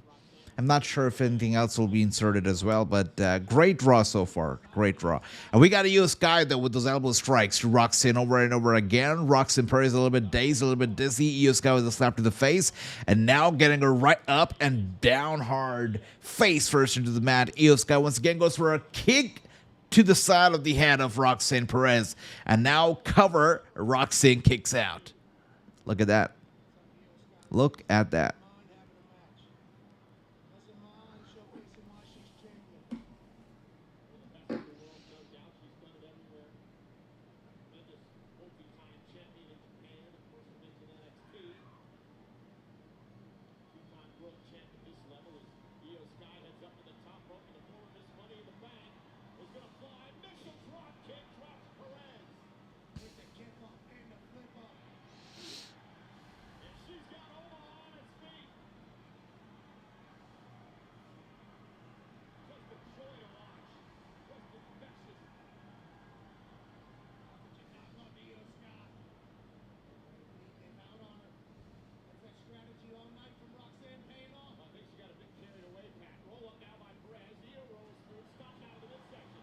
By the way, I just came across a post from Ric Flair. And again, we were just talking about social media and how these social media pages and these websites will really spark any rumors without substance for the sake of some clicks, some comments, some likes. It's crazy, but it's a jungle out there. And there's no resolution on this. There's really no cap on it. It's crazy. But Ric Flair has just shared a news on his Instagram saying that there's some very unfortunate news making the rounds on social media, fake news, must I say, that claims that Ric Flair is suffering from a terrible disease. And Rick has confirmed that that is simply not true. And he says that, I'm sorry, but you'll have to put up with another 25 years of Ric Flair because he's okay. So we're happy that Ric Flair is okay, that he's healthy. But again, there's got to be some regulation on these news pages of wrestling out there because they'll post anything for some comments and call themselves news pages. It's insane. And by the way, Iyo is going to go for the big one, but Roxanne gets out of the way, and now she's, oh dear, planting Iyo Sky head first hard into the mat once again. Roxanne looking to finish this, put this to an end. Oh, crazy. Now shot to the back of the head, go for the cover on Iyo Sky, and Iyo kicking out barely, but she does. We got my brother Randy saying, it makes sense Roxanne get the victory, that way they push her up, but they most likely have her lose yet again. Yeah, last week especially, I felt like they really made Roxanne kind of look weak. Wasn't very happy with that, but tonight she has been a champion. She's been a fighting champion tonight. She's been doing pretty well. She has come across as a total fighter. And Iyo Sky, though, I think that Iyo Sky is going to get the victory, though. I think she's going to get the victory. Yanking the leg of Iyo Sky right there. There you go. Just yanking her bad leg as Iyo Sky is looking to make that comeback. And Roxanne now going for the roll-up, but Iyo Sky rolling her up instead for the cover. But Roxanne once again getting right behind Iyo Sky, rolling her up once again. And I think that's a shot that Ricky would appreciate. Come out, Julia, says Andy. Well, let's see, brother. I hope no interferences, though. I hope no interferences. Now we got Roxanne going for the cover on Iyo Sky. Iyo, though, rolling her up once again. That's a... Oh, come on. That's crazy.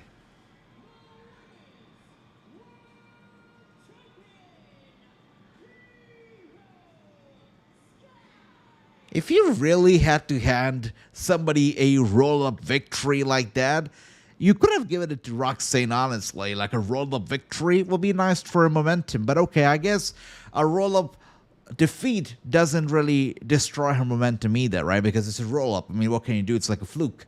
So Iyo Sky gets the victory, obviously, as a champion. She retains that prestige of being a champion. But Roxanne doesn't lose too much momentum either because it's a roll-up victory. So, you know, a roll-up is like a fluke. So it's okay. It's all right. Nothing to be ashamed of, Roxanne. I think she'll be okay with that loss. It's all right.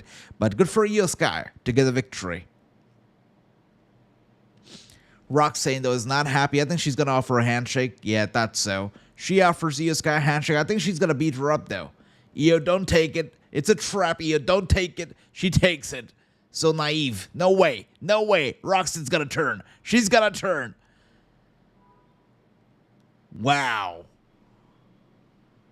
Man, wrestling has made me lose faith in humanity, I'll tell you what. Sometimes I second guess myself because of wrestling.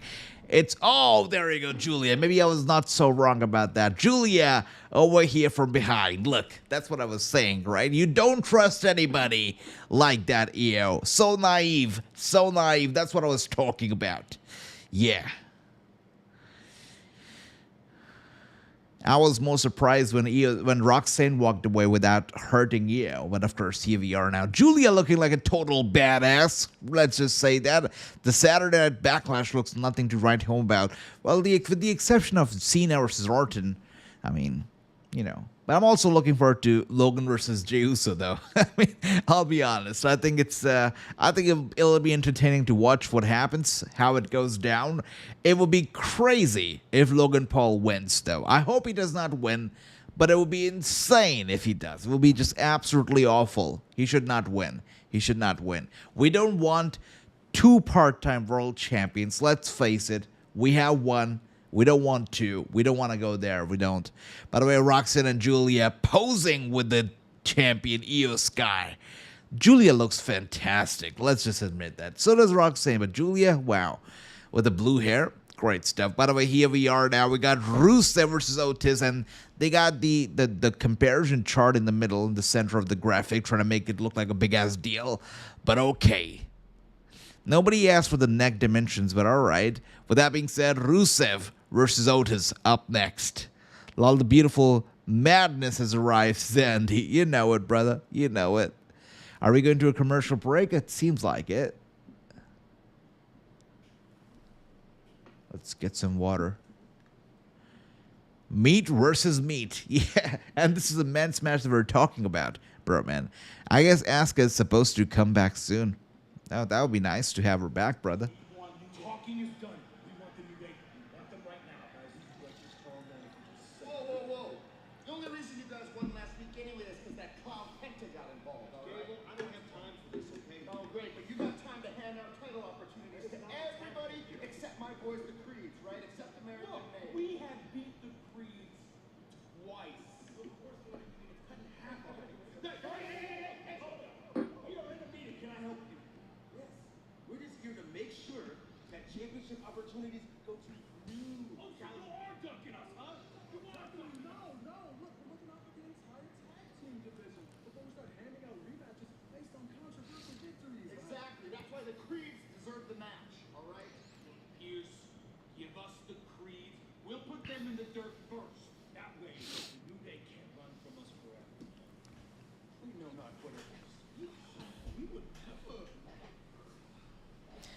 Man, what do I say? I can't believe I'm saying this. I mean, until a few months ago, I couldn't care less about the New Day, but I like Xavier and Kofi. They have really reinvented themselves, and they look good doing it. You know, Kofi and Xavier, they look great. And those tag team titles, fantastic. Beautiful set of titles. Beautiful set of titles. I love them. With that being said, guys, we got the Alpha Academy. Those set of titles make me feel like I should be a tag team champion too. Those titles are so beautiful. Now we got Alpha Academy Otis. We got Akira Tozawa. We got Maxine Dupree over here. Just 1 second, guys. I'll be right back. 1 second.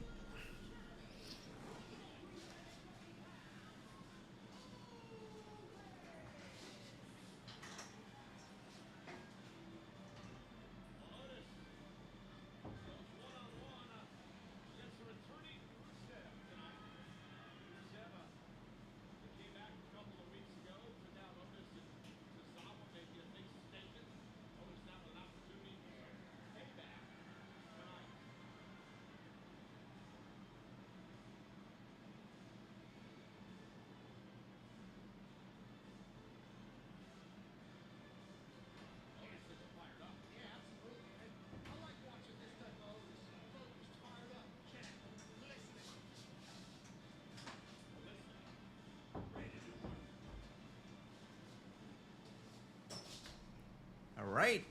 I hope I did not miss much because I'm back now.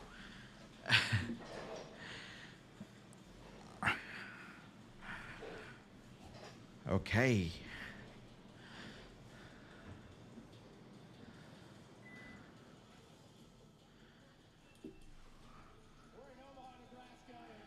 Man, all these celebrities that sit ringside for these shows make me feel like I know nobody. We got the University of Nebraska football. How would I know about the University of Nebraska? I got nothing to do with Nebraska. All right.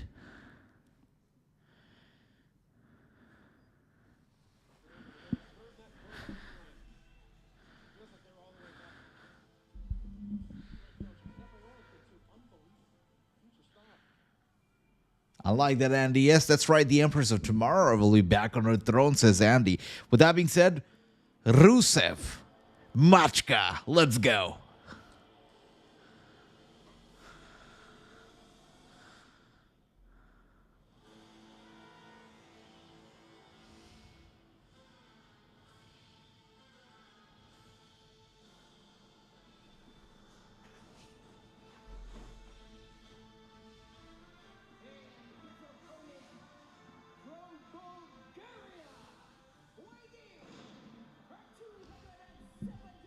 Machka, let's go.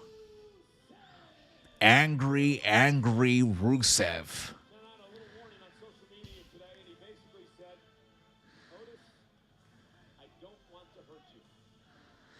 You know, this better be a squash match. I mean, if Rusev really wants to come across as the guy, you know, the next dominant force, this better be a squash-ass match. Like 1 minute, and that's it. That's how it should be. We got my brother Randy saying this is a quick snoozer match. Yeah, I agree with that, brother. I agree with that. You know, it's, again, I find it sad that, you know, people are not taking Rusev's return seriously. I want to take it seriously myself, but so far I have no reason to. Let's see how it goes tonight. Again, his first opponent, Otis, is one reason why I guess people are not taking it too seriously, because everybody has beaten Otis. There's nobody who's not beaten Otis.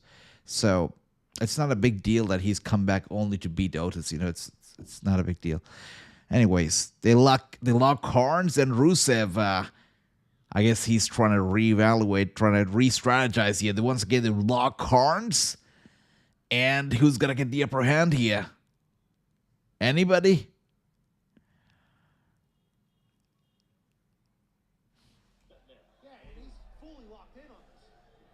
Oh, nobody, actually. Rusev, a little surprised to see how powerful Otis is. Okay, all right, Redeemer. He's trying to redeem again. Oh, goes for the kick to the gut of Otis, and now a shot to the back. Wow, this match is longer than I thought it would be. I mean, I guess it's been a minute, and it's still going on, so definitely longer than I thought it was going to be. And now we got a series of kicks right there to the corner. Otis. And now we got Rusev grabbing Otis by the hair, getting him up to his feet over here. Now we got a little Irish whip. And Rusev with a clothesline, but Otis will not go down so easily. And Rusev once again, man.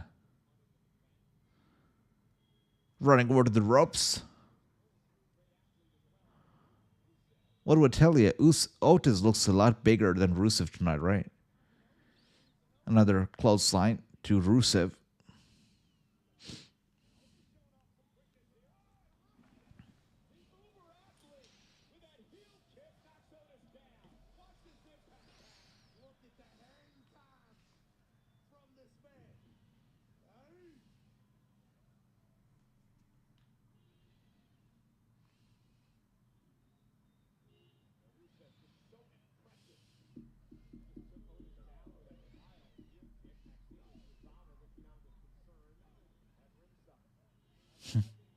Wow.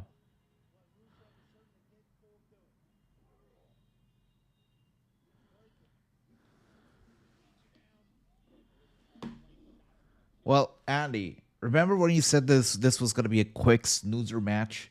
I tell you what, you weren't entirely right because you were halfway right because this match is definitely a snoozer, but not quick.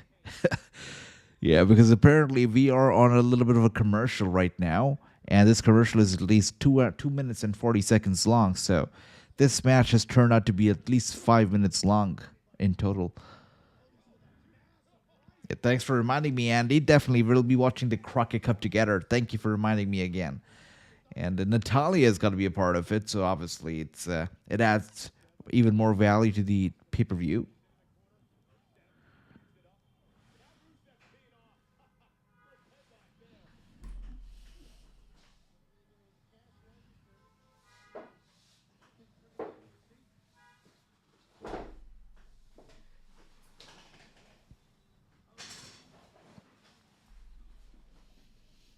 It's just... If I was not underwhelmed by his return, I definitely am a little underwhelmed tonight. We got my brother True, by the way. He is saying Black and Mirror just wanted to work longer and more grueling schedules. Yeah, I guess so. I'm not sure what the difference is when it comes to the pay. Not sure if they're getting paid more than they were in AEW because they were obviously getting paid very well over there, right? But don't know. Maybe it's the shows going mainstream, going on Netflix and stuff that made them choose this path. Who knows? For Eliastra, I feel like it made sense because Zelina was here, and if they were calling him, he felt like, okay, let's be on the road with his wife. I guess it makes a lot more sense. But for Rusev, I don't know.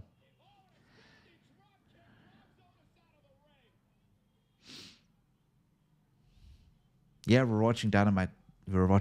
Yeah. Collision, I'm not sure because with Collision, we don't know if it's going to air here. So Collision is tricky, but Dynamite we're watching. Yeah. I wonder if Natalia will meet Natalia Markova. Well, Natalia Markova is great. Again, when she was... I don't remember. Andy, do you remember the time when Natalia Markova first kind of gained some fame online? With that... This was during the 2020 year, when the entire world was a little bit of a lockdown. Natalia Markova, she shared this photograph on Instagram where she was doing the HBK pose wearing just 2 title belts and nothing but those title belts. That's when she got super popular. Do you remember that picture, Andy? Battle of the fake breasts. Yeah, you're right. But for Natalia Markova, I don't know. I'm not sure which Natalia actually has more plastic because both of them are very, very much plastic. But Natalia Markova, when she got popular with that picture, everybody was talking about her. I reached out to her for an interview, and she said yes. But then she said, "Oh, instead of doing a sit-down interview, can you just send me the questions and then I'll send you my audio recording? Not video, audio recording." I said, "Why?" And she said, "Oh, I can't do video because I just got a nose job. I got a nose surgery. The entire world's on lockdown and she got a nose surgery. That's okay, but she got a nose surgery, so she couldn't be on video." I said, "Okay, that's fine. We're gonna do an audio. I'll send you the question." I sent her the questions. See, she sent me audio recordings, and I applied them to a video, and I used images of her that I was able to find, her wrestling images. I used those images, And then I sent the video to her for approval, letting her know, okay, this is it. And she's like, I'm so sorry, I just saw your message, but can you like take out these images? I'll send you a whole different bunch of images, because the images that you've used, my nose doesn't feel right. It doesn't look right in those images. And I'm like, what? She's like, yeah, my appearance has changed a lot since then. Now I look very different. I'm like, okay. So that was complicated with her. That was my experience with Natalia Markova, my first and only. And here we are, though. Otis has lost the match, no surprise. Akira Tozawa gets in there, rips his t-shirt off, and Rusev walks away. Rusev retreating from the ring because of Akira Tozawa doesn't make him look like a big-ass deal. Doesn't make him look like a threat. And even Rusev getting back to the ring to beat up Akira Tozawa doesn't make him look like a big-ass deal. What are we doing with Rusev, guys? Come on. Can we... I don't know. Maybe I'm being a bit too much. I mean, it's only been 3 weeks since he's returned. But come on. This is not the greatest way to bring him back.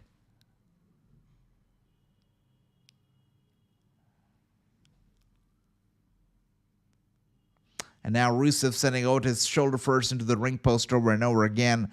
And we got Andy saying Natalia is best friends with Walter, a.k.a. Gunther. That's awesome. That's great.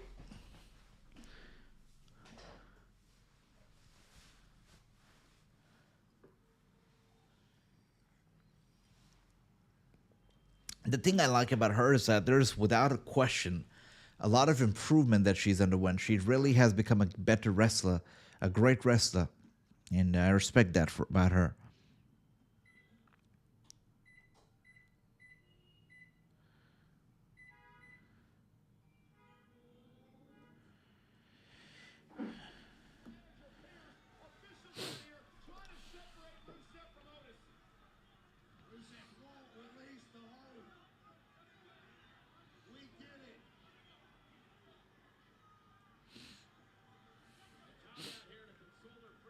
What is Natalia doing out here? That's just the most random spot for her to be in. Out of all... Natalia? Okay. I don't know. They said that she's good friends with Maxine, so she's probably here just for the sake of friendship. But okay. It was kind of random seeing Natalia there. All right. Interesting. She doesn't like Maxine. You think she doesn't like Maxine? Okay. Michael Cole is like friends with Maxine, so now Rusev is headed to the back. Yeah. And that's a problem for everybody else. Because when you go to sleep with the thought that you're making the world a better place, you wake up motivated. And this, Rusev, this motivated, problem for everybody like we're seeing with Otis and Tozawa here tonight. Yeah, Rusev just destroying this man.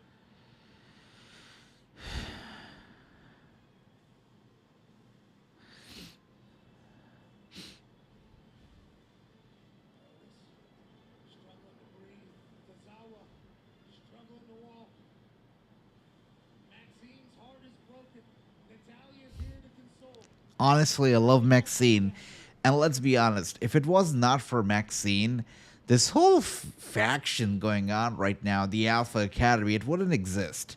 Do you think people would care to see Otis and Akira Tozawa? No. Nobody would care. The only reason why people care a little bit about Alpha Academy is because of Maxine. You gotta give a lot of credit to this lady. Without her, Otis and Akira Tozawa, they'd be lost.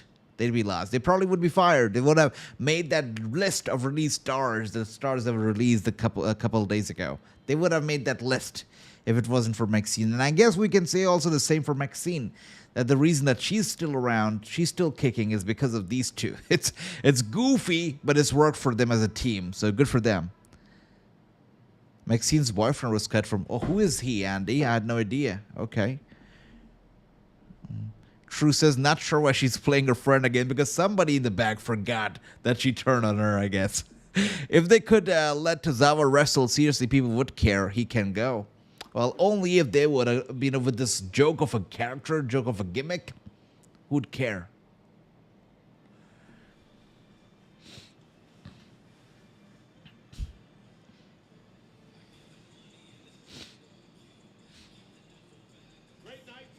All right. 11,558.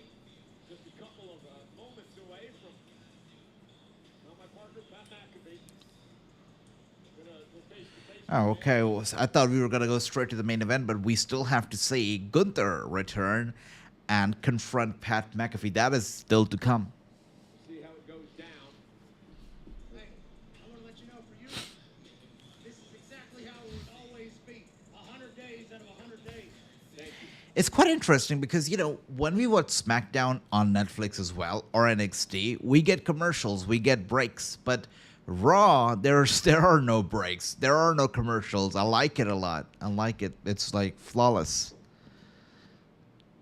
We got True saying Natty could have been wrestling Tony Storm, but she went back to the Fed for the scrap. With Natalya, I think it's her loyalty. With Natalya, when I interviewed her, I brought up the fact that she's been doing this for all these years, right? And I felt like she was not too happy when I mentioned that she's been doing it for all these years, because I feel like when you say that, okay, you've been doing it for all 2 decades, for example, right?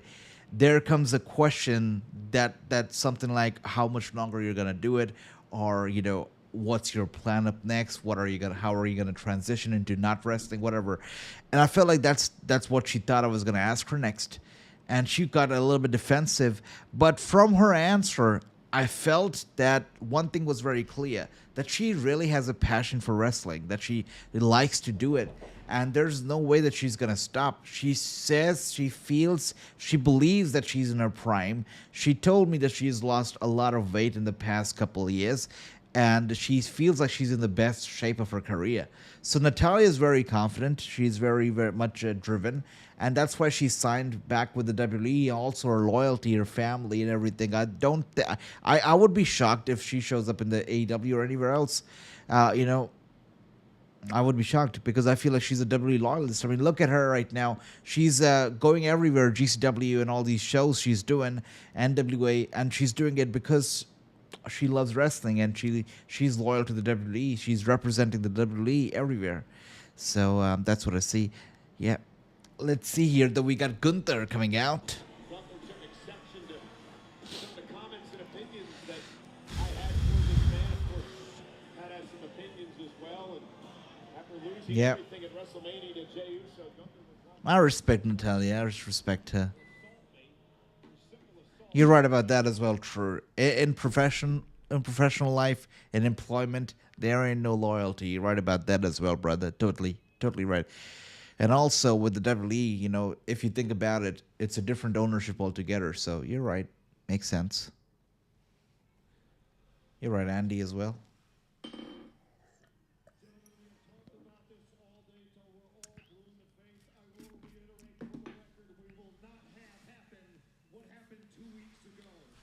Say what you have to say to each other's face and get it all out tonight, because Saturday at Backlash, the time for talk is done. The floor is yours. Keep it professional.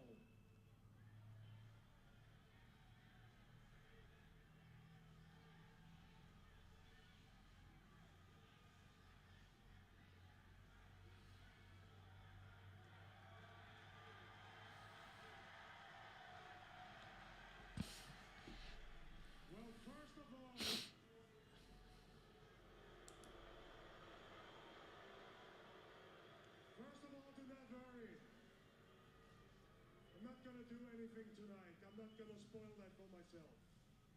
Because luckily for you, unlike you and your friend out there, I am professional.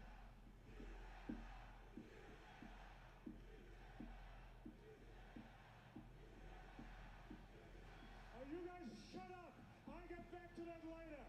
Don't you worry.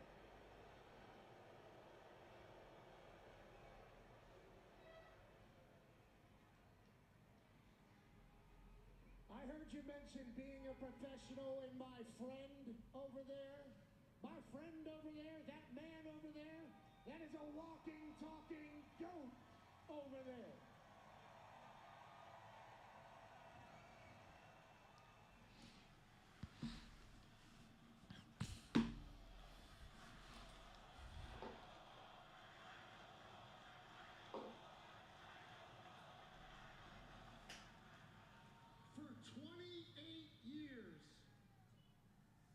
single week of his life, except for 3 times, he has dedicated to traveling the world for this company.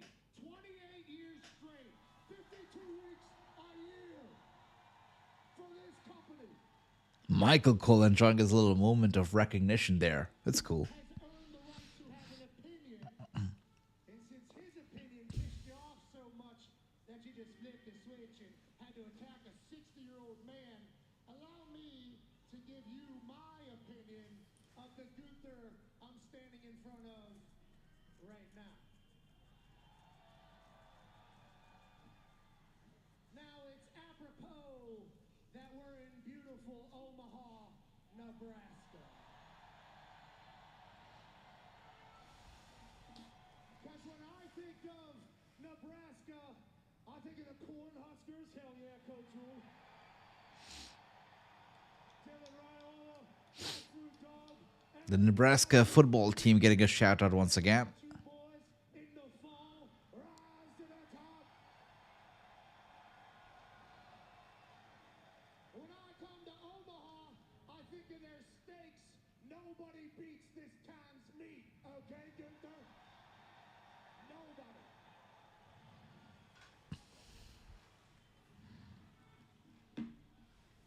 That'd be crazy. That would be one of the biggest heartbreaks in wrestling till date when Pat turns on Cole. That would be crazy. That has hosted the College Baseball World Series since 1950. I hope that doesn't, end up in Michael Cole competing at WrestleMania again, though. And dreams coming true.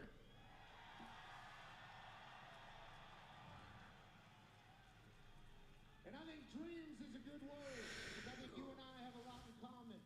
Even though I'm from Pittsburgh, Pennsylvania, Gunther's got nothing to say. United States of America. And you are from Vienna, Austria. Both of us grew up with the same dream. Both of us grew up wanting to be in this business. Both of us grew up idolizing the superstars of yesterday. Both of us grew up spending hours and hours and hours in front of our television watching professional wrestling, thinking that's what we were put on this earth to do.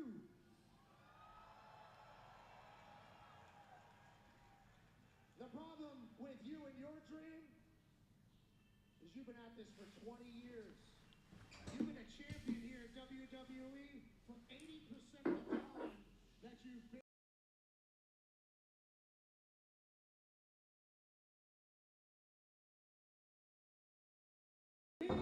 Every time I walk into a WWE building, I get jacked up about life, baby. Man, Michael Cole must be proud. Pat McAfee, by the way, is going off. Gunther has been nothing but silent. He's got nothing to say so far. Dreaming I could get my ass in this ring and let assholes like you know that they don't like what you're about. And what I think you're about at this stage, as opposed to the Waltering around stage,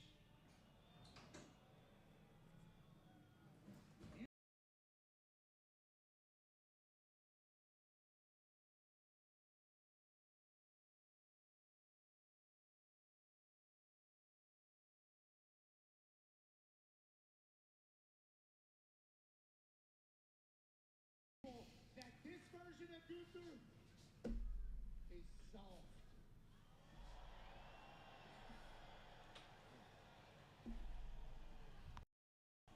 Just 1 second, guys. I'll be right back.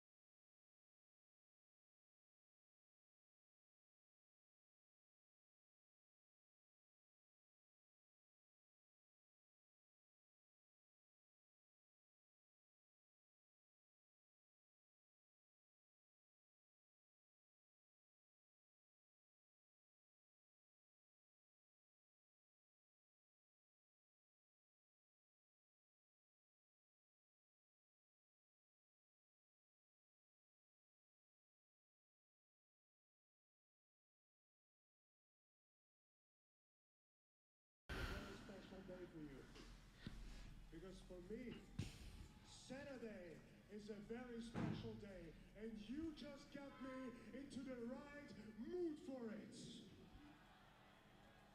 Because it's my first match since WrestleMania, and I'm going to show up sharp, I'm going to show up prepared, I'm going to show up more focused than ever before. Don't you worry that I overlook you. Don't you worry that I underestimate you. I promise you my full and undivided attention. Because on Saturday, that bell is going to ring, and I'm going to beat you up. I'm going to maul you. I'm going to grab you by the head and drive it into this mat. I'm going to choke you out until you drop like a wet towel.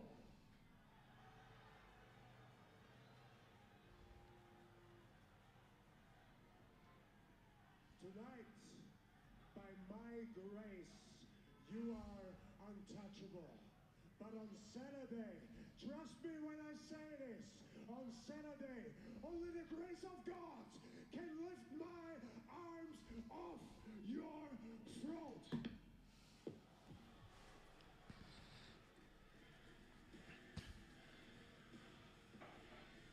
Well, I think reality may have just set in. I hope Pat knows what he's doing come Saturday at Backlash in St. Louis. Okay, a nice little confrontation right there, right? A nice little exchange, no physicality in whatsoever. They are going to be fighting this Saturday, Backlash. But before that, Friday night, as you can see right here, Dayton, Ohio, we're going to be having SmackDown featuring John Cena. John Cena is going to be live, and he's going to be at SmackDown this Friday. The day after Saturday, Backlash, it's going to be Orton versus Cena for the championship. That's right, they're calling it the last one-on-one match. 5 years in the making. The last one-on-one match was back in February 2017. Cena, Orton, for what could be final time at Backlash. Cena versus Orton. One of the great rivalries in the history of the WWE.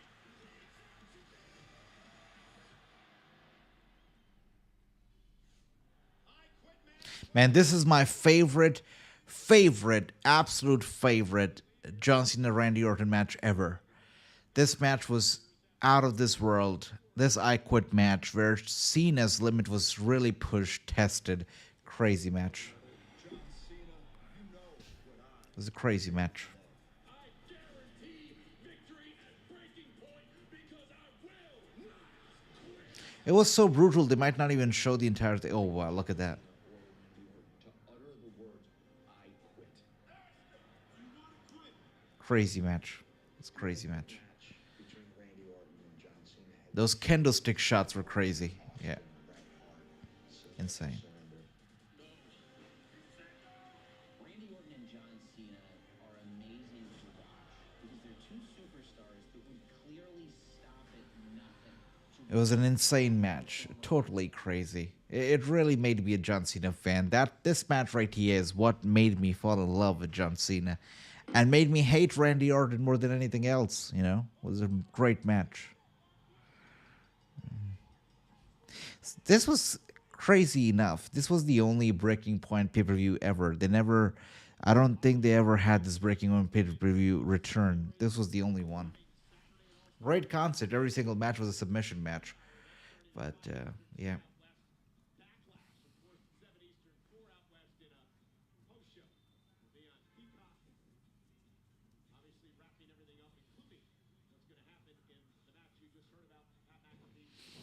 Backlash card looks nice. I mean, we got Dominic, Penta, we got the Fatal 4-Way US title match, we got Gunther, Pat McAfee, Lyra, Becky, Orton, Cena. It looks like a sweet card. I mean, usually Backlash is pretty good after WrestleMania, so, you know, usually you still have the WrestleMania fever going on, or, you know, Backlash, it's usually a good pay-per-view. This time it should be no exception. WrestleMania. Is he ready? Not much time to prepare for this man.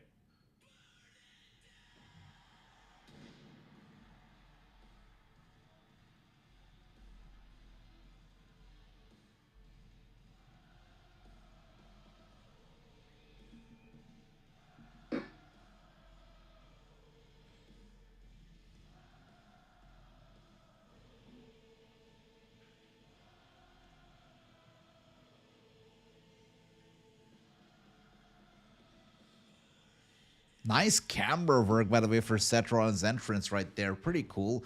I also like the purple in the background and the Tron. I like that a little bit better. The pyro going off is insane. But Seth Rollins here looking to capture the world title, but only in his dreams. It ain't happening. Seth Rollins is not walking away champion. It's no way. This match is not ending up in a clean way, that's for certain. Yeah, I know, bro, man. For some reason tonight, he was even wearing a normal pair of sunglasses. Nothing crazy, actually, for some reason. I'm not sure why, but wasn't really crazy or anything. The drone shots are cool. You know, I know that internet loves those drone shots. People love them. You'll see content creators absolutely going nuts over the drone shots. Like, they will go nuts over them. But the only issue that I have with them is that they're low quality. The quality is not great. I don't know if it's 1080p or what, but quite grainy, a little bit, yeah, fidgety, not smooth. I don't like the quality of the drone shots at all.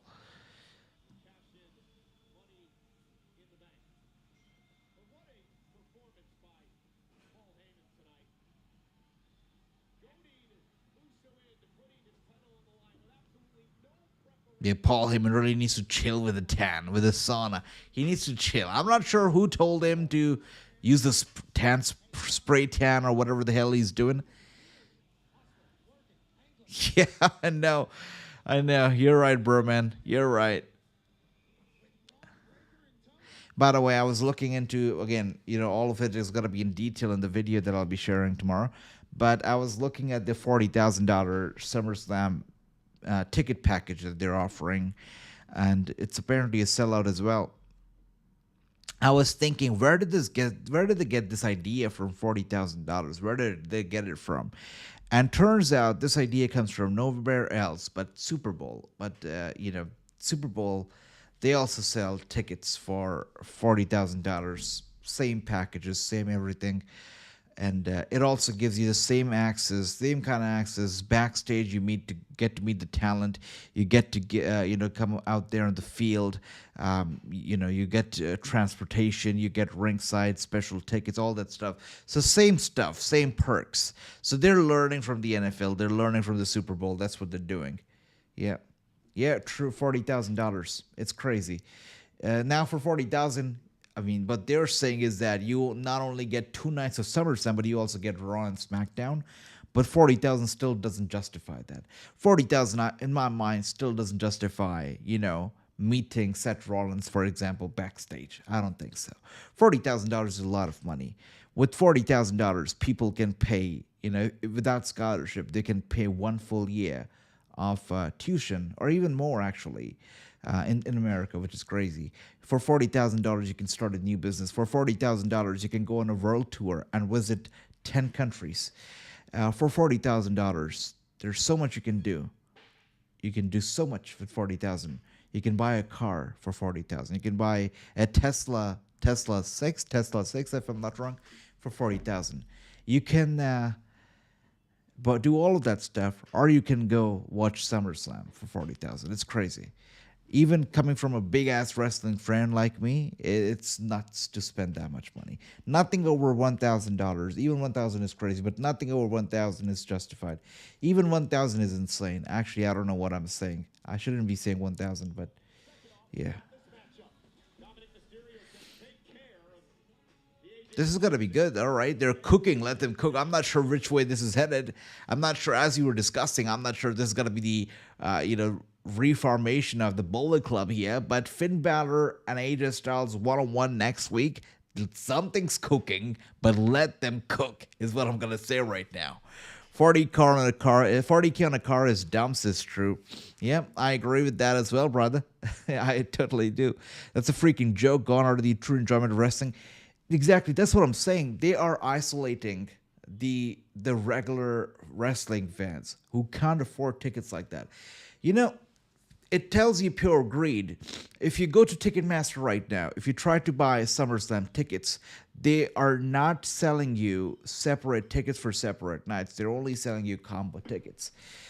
And, I've included all of that in the video. It's a little bit of a rant video, I feel, because I went on a rant. But I've included all of the details in the video. They're only selling you combo tickets for SummerSlam, which means you will have to pay at least $500 per person for those tickets. If it's a family, if it's a group of friends, they got to be paying thousands of dollars to attend SummerSlam. Either ways, no matter you get a VIP package or not, because you have to attend 2 nights. You can't do one. It's insane, and these are some very terrible ways of making money, which is crazy to me. People, they want you to rejoice over the fact that SummerSlam is 2 nights only. I think it's a damn shame. These pay-per-views should not be 2 nights. They're not. 40K, I need Stephanie to read me my favorite book from the front cover to back. Is that all you would ask for $40,000, bro, man? You're being generous. All right. We got my brother, our Yeet man over here, Jey Uso right now. We got... I never told you to not be PG, bro, man. We're always PG all the time. Man, bro, man is the best. I love that. We got Andy over here saying, I'm not going to Battleground and TBAJ. That it's way too high, even though the so-called cheap seats. Exactly what I'm saying. Exactly what I'm saying. They're isolating their own fans right now with the crazy ticket prices. It's not justified. And good on you, Andy, for, for taking a stand and not paying for it, because I feel like everybody should take a stand like that. And people will not, because people are buying the $40,000 tickets as well. So I would say people should not buy at least the merchandise, at least the title belts. There was no reason for them to raise the prices of the title belts by $100, but they did. And people should fight back by not buying those increased price title belts, but people will buy, and they'll keep increasing prices because people will keep buying stuff. Yeah. His first title event since he shocked the world at WrestleMania last month with a win over Gunther. And tonight, he puts the title on the line against one of the greats, the architect, the visionary. We don't always get world title matches on a TV show, so this is good. This is refreshing. Uso, our main event for the World Heavyweight Championship. It's going to take some time to get used to. Here's Paul Heyman, Bron Breakker in the corner of Seth freaking Rollins. It's crazy to think. All right, fans already yeeting over here. Look at that. Every time I see Paul Heyman, I'm reminded of the tan spray. He really needs to chill with that.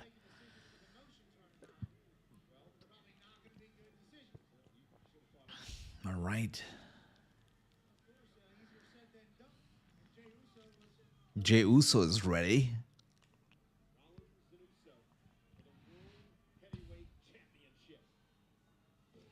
They lock it up right there. Seth Rollins now. It has... Okay. Switching over and now getting Jey Uso down. Seth Rollins going for a cover early into the match, but Jey Uso with a kick out. Yeah, Detox works great. It works greatly, really. Detox is great.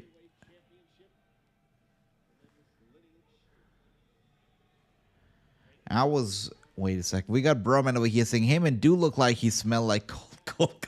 Yeah. I mean, I don't know who told him to go tan, but he really has been tanning a lot. You know what? Not only him, but maybe even Bron Breakker. Maybe these two guys have been chilling a lot lately and have been going to saunas and stuff because both of them look quite tan tonight. And now we got Jey Uso, actually, who's once again in trouble. Seth Rollins going for the cover. Uso kicking out at one right there. And now was going to go for a kick, but Seth Rollins with a nice-ass dodge. And look at Seth Rollins just chilling in that corner, just telling the world that he's got Uso's number. He's got no problem, nothing to worry about. He's cool. He's cool. And now Uso with the crazy uppercut to Rollins. Rollins rolling over to the corner over here. Cannot believe what he just saw.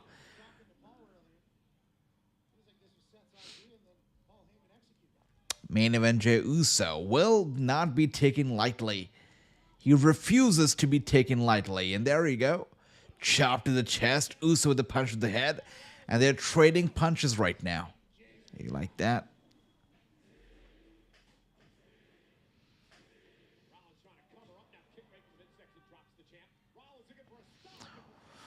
Was gonna go for the curb stomp now, looking for the pedigree here. Uso gets away, was gonna go for the super kick, but Rollins rolling out to safety, ringside right now. Rollins getting away from Jey Uso.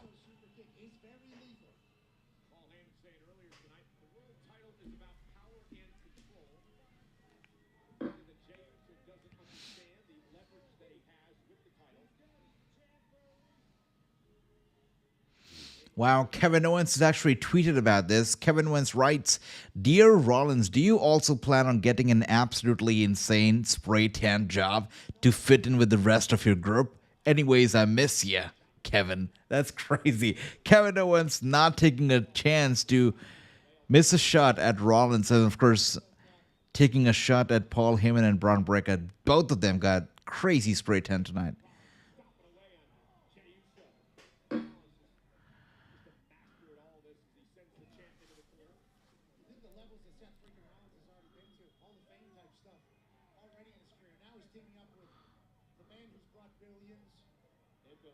Dollars in Blockbuster to the WWE over the years. Well, Rollins is a 5-time world champ. He's held 2 U.S. titles, 2 Intercontinental titles, 6 tag team titles, NXT championship as well. Been Money in the Bank, cashed it at WrestleMania. Jey Uso, first time as world champion, first title defense. Paul Heyman is trying to give the crowd to sing Seth Rollins song. Of course he is. Literally leading. Nobody's following along. They're yeeting in his face. They're yeeting all over his face over here. He's the maestro. He wants to be. And now Uso with another uppercut here to Rollins. Rollins, though. There you go, another kick to the side of the head. Rollins taking it back. Uso with a clothesline to Rollins, sending him down to the commentator's desk. Uso running over to the ropes. He's going to go for the dive, and he dives down on Seth Rollins, sending him crashing over the commentator's desk and hitting the barricade. Uso with a big-ass impact. Nice.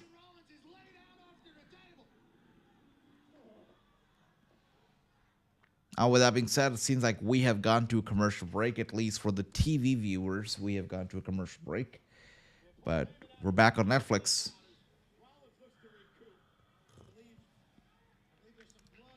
All right, Paul Heyman is asking for a timeout for the #1 contender, Seth Rollins. And is Rollins bleeding? Rollins is bleeding. I guess there was a cut in the back of his head when he crashed into the commentator's desk. And Rollins is actually bleeding right now. Had this been a white ring mat without all those logos on it, we would have seen some blood. But a black ring mat, not a fat chance.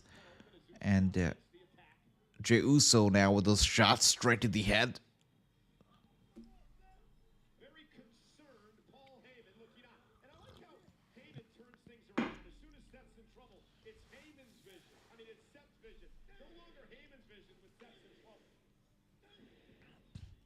So Jey Uso went for the dive through the second rope on Seth Rollins was standing ringside. And when he did go for the dive, Seth Rollins, upon crash, he went straight crashing into the commentator's table. He went over the table and crashed into the barricade.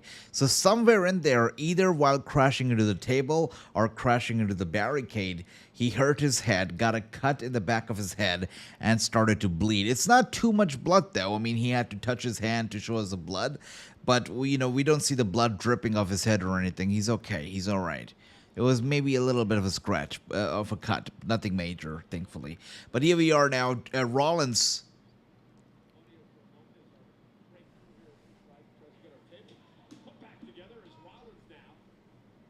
Once again, seems like Rollins has got Uso's number, and Bron Breakker ringside just laughing.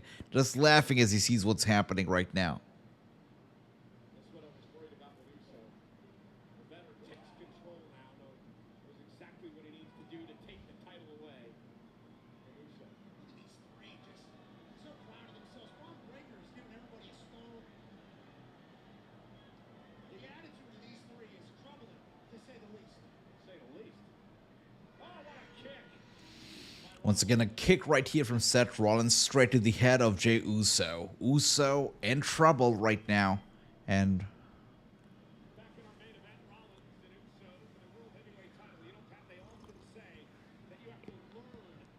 I still don't believe that, Rollins is going to win the match. It's crazy if that would happen. I don't think so. So guys, Uso versus Logan Paul is still not official, by the way, for Backlash, it seems, because we did see the match card that they were displaying earlier.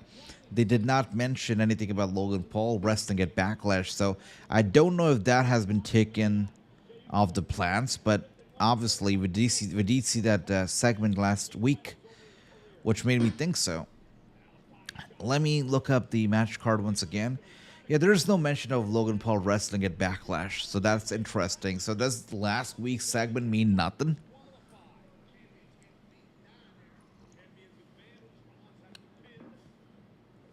Once again, Seth Rollins getting Jey Uso on the top turnbuckle. He's gonna go for a chop to the chest.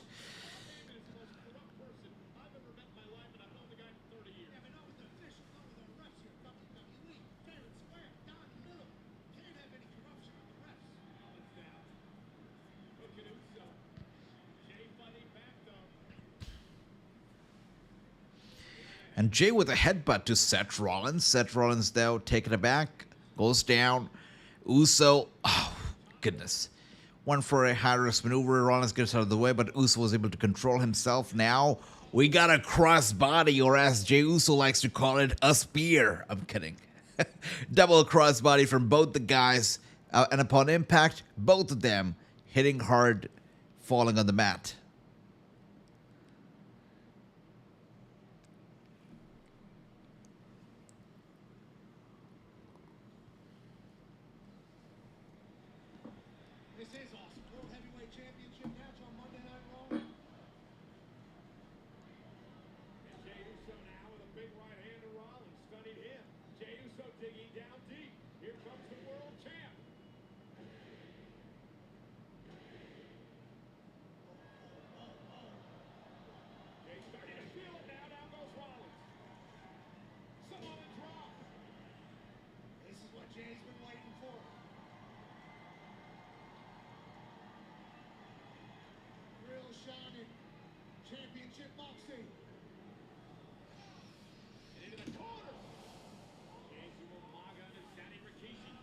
Vintage of manga right there from Jey Uso, and now going for the cover again, and Rollins kicks out.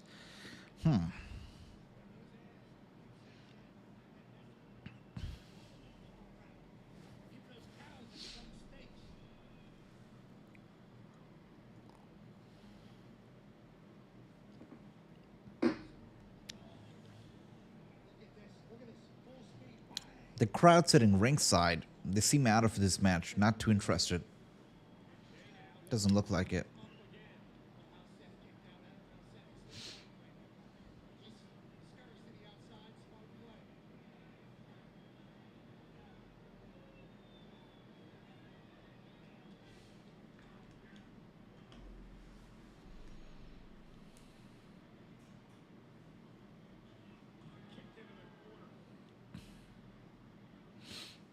And now it's Seth Rollins running over to the ropes, and he goes for the dive, sending Uso straight to the barricade. Tables turn around, it seems, over here, and now Seth Rollins. Oh, crazy super kick right there from Uso. That must have knocked him out cold while he kicks out. That was a crazy, crazy kick. Sure did feel the impact of it. That was insane. That was insane. You're right, Andy. Totally. They're smart. They're smart. They know exactly what's going to happen. And we're looking at the final few minutes of this match, of the show, obviously.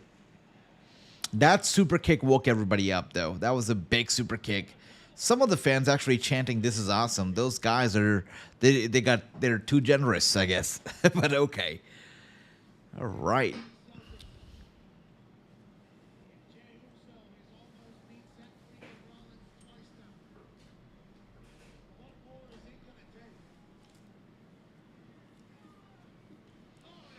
Oh.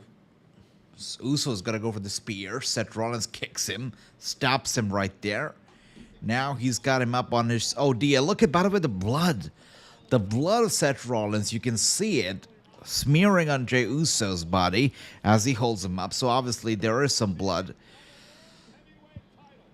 still pouring out of his head.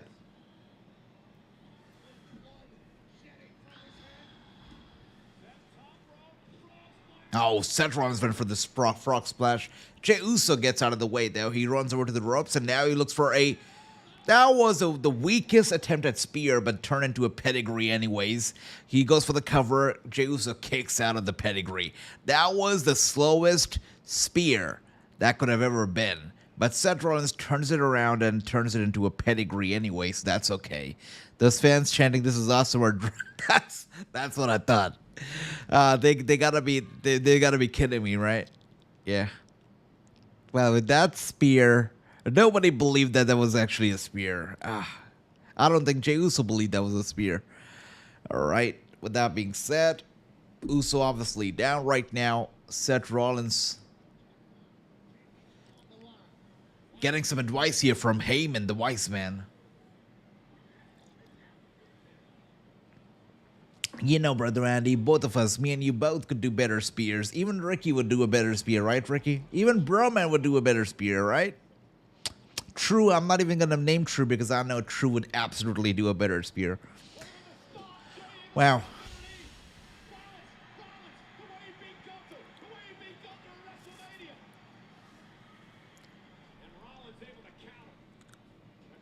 All right. Now we got another crossbody, aka spear from Jey Uso right here. I'm kidding. He goes for the cover. Rollins kicks out. Nice.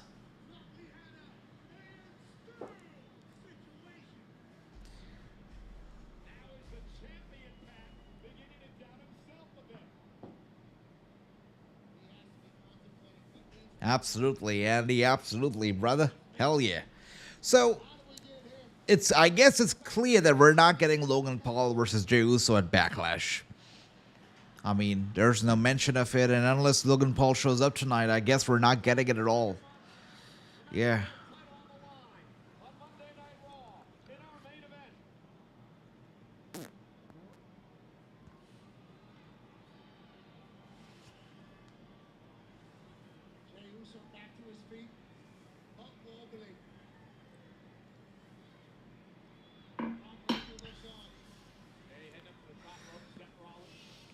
No way.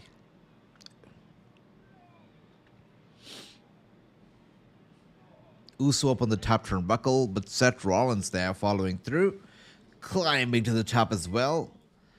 And now they're trading some punches, some headbutts. Uso with another headbutt right here through Seth Rollins. Seth Rollins dangling on the second rope. He goes down, bumps into the referee. The referee distracted. Bron Breakker trying to take advantage, but Jey Uso pushes him away, sends him to the prime corner right there. But Seth Rollins, taking advantage of the little distraction from Breakker, goes for a superplex. One more time, he goes for another one, and Uso's down. Seth Rollins sees his moment. Logan Paul's got to show up, right? Come on. He goes for the stomp. There's no way. There's no way. Oh, thankfully. I thought, what an insult would that be if Jey Uso were to lose tonight, right? But thankfully, Uso kicks out. It will be a humiliating loss if Uso loses tonight. It will be humiliating, so I'm glad that he's still kicking.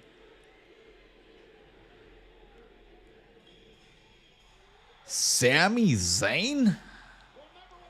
Okay. He's still not forgotten from what happened last week, right? He still remembers. That's cool. But Sami Zayn is here. Wasn't expecting that.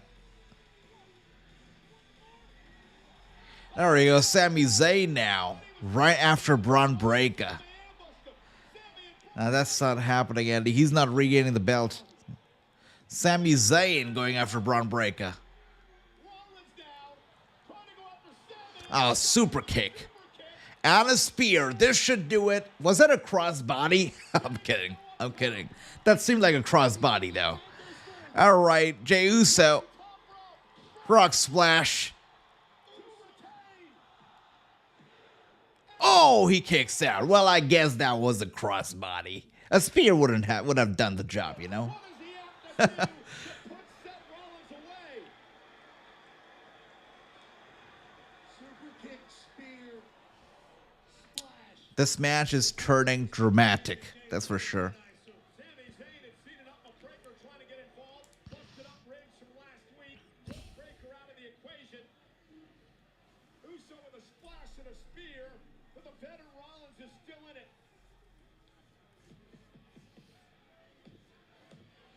Sammy getting everybody hyped up right now behind Jey Uso. There you go. Wow.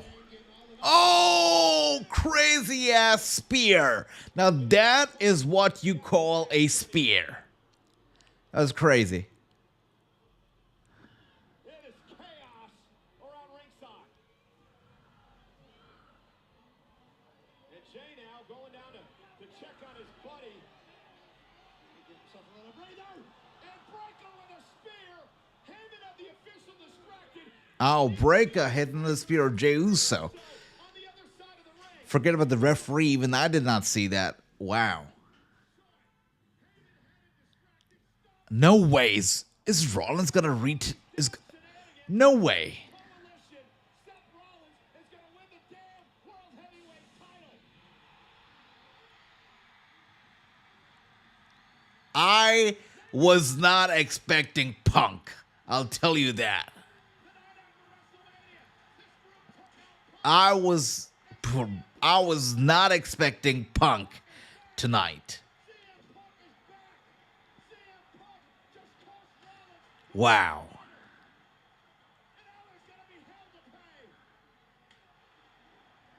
That's cool, but why has the referee not rung the bell yet? That's cool. Was betrayed in Mania by his best friend. And Rollins and Breakker scattering.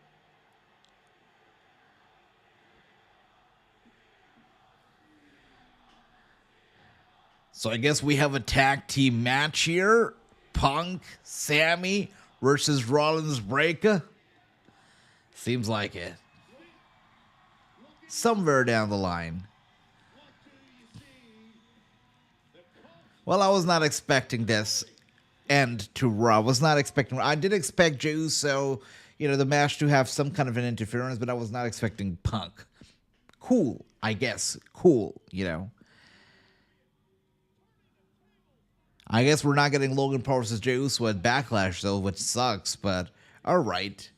With that being said, a great Raw. I liked Raw tonight. Raw was actually popping. It was much better than last week's Raw. Not as great as, the Raw after Mania, but this was good. A good Raw. But the fact that Jey Uso defended the title on Raw, not Backlash itself, but on the Raw before Backlash, does that make Jey Uso not as important of a champion? That's something to think about. That's definitely something to think about. With that being said, guys, Raw is off the air. I would like to thank everybody for joining me. It was nice watching the show together as always is. And once again, Jey Uso defending the title on the Raw before Backlash instead of Backlash. Does that make him less of a champion? Does that make him not as important of a champion? Definitely something we should think about. All right, we got my brother True saying they need to explain why there isn't a Paul versus Uso match now. There's a lot of questions right now. I mean, I feel like Backlash match, the card is a little bit incomplete right now without either of these guys being a part of it. You do this whole angle and then don't include any of them on the Backlash card. It makes it a little bit incomplete. So maybe they'll announce something on social media later, but right now it feels a little incomplete. All right, Andy, thank you so much. Much love to all of you. We got Andy saying he's not important of a world champion. I guess so. I guess that's what they're implying, especially if they don't have him on Backlash. I guess that is what they're implying right now. That's right, Matt Pro Smoke. Punk is ready. Indeed, Punk is ready. But this should be Logan. I know. I was excited about Yeet versus Logan Paul, but I guess we got to wait. Yes, we gotta wait. I agree, true. You know, back in the good old days, back in the early 2010s, or should I say the late 2000s, that's what used to happen. We used to get a lot of title defenses on regular shows. This has become a very rare occurrence these days, but it was good to see it tonight. It definitely makes it for a more compelling TV, more exciting main event when they're fighting over a prize, you know, when they're fighting for a world championship. It makes it exciting. Even if we know that it's going to end up in nothing, it's still good. It's still good, you know, it's still good. Miss OTC Matt, same Matt Perez spoke, obviously. We all do miss Roman. Absolutely, brother. Once again, guys, thank you so much for being here. Thank you for the love.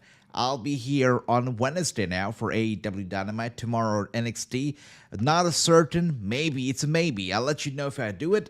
But I'll be here Wednesday for Dynamite now. Once again, thank you so much, Matt Perez spoke. Thank you, True. Thank you, Andy. Thank you, everybody. Thank you, Broman, my brother. Thank you, everybody, for being here. Thanks for the love. Much love, Ricky, everybody else who was here today, Nigel, all of you guys. Thank you so much, Andrew. You all take care. Have a good night. Sleep well, Andy. Sleep well.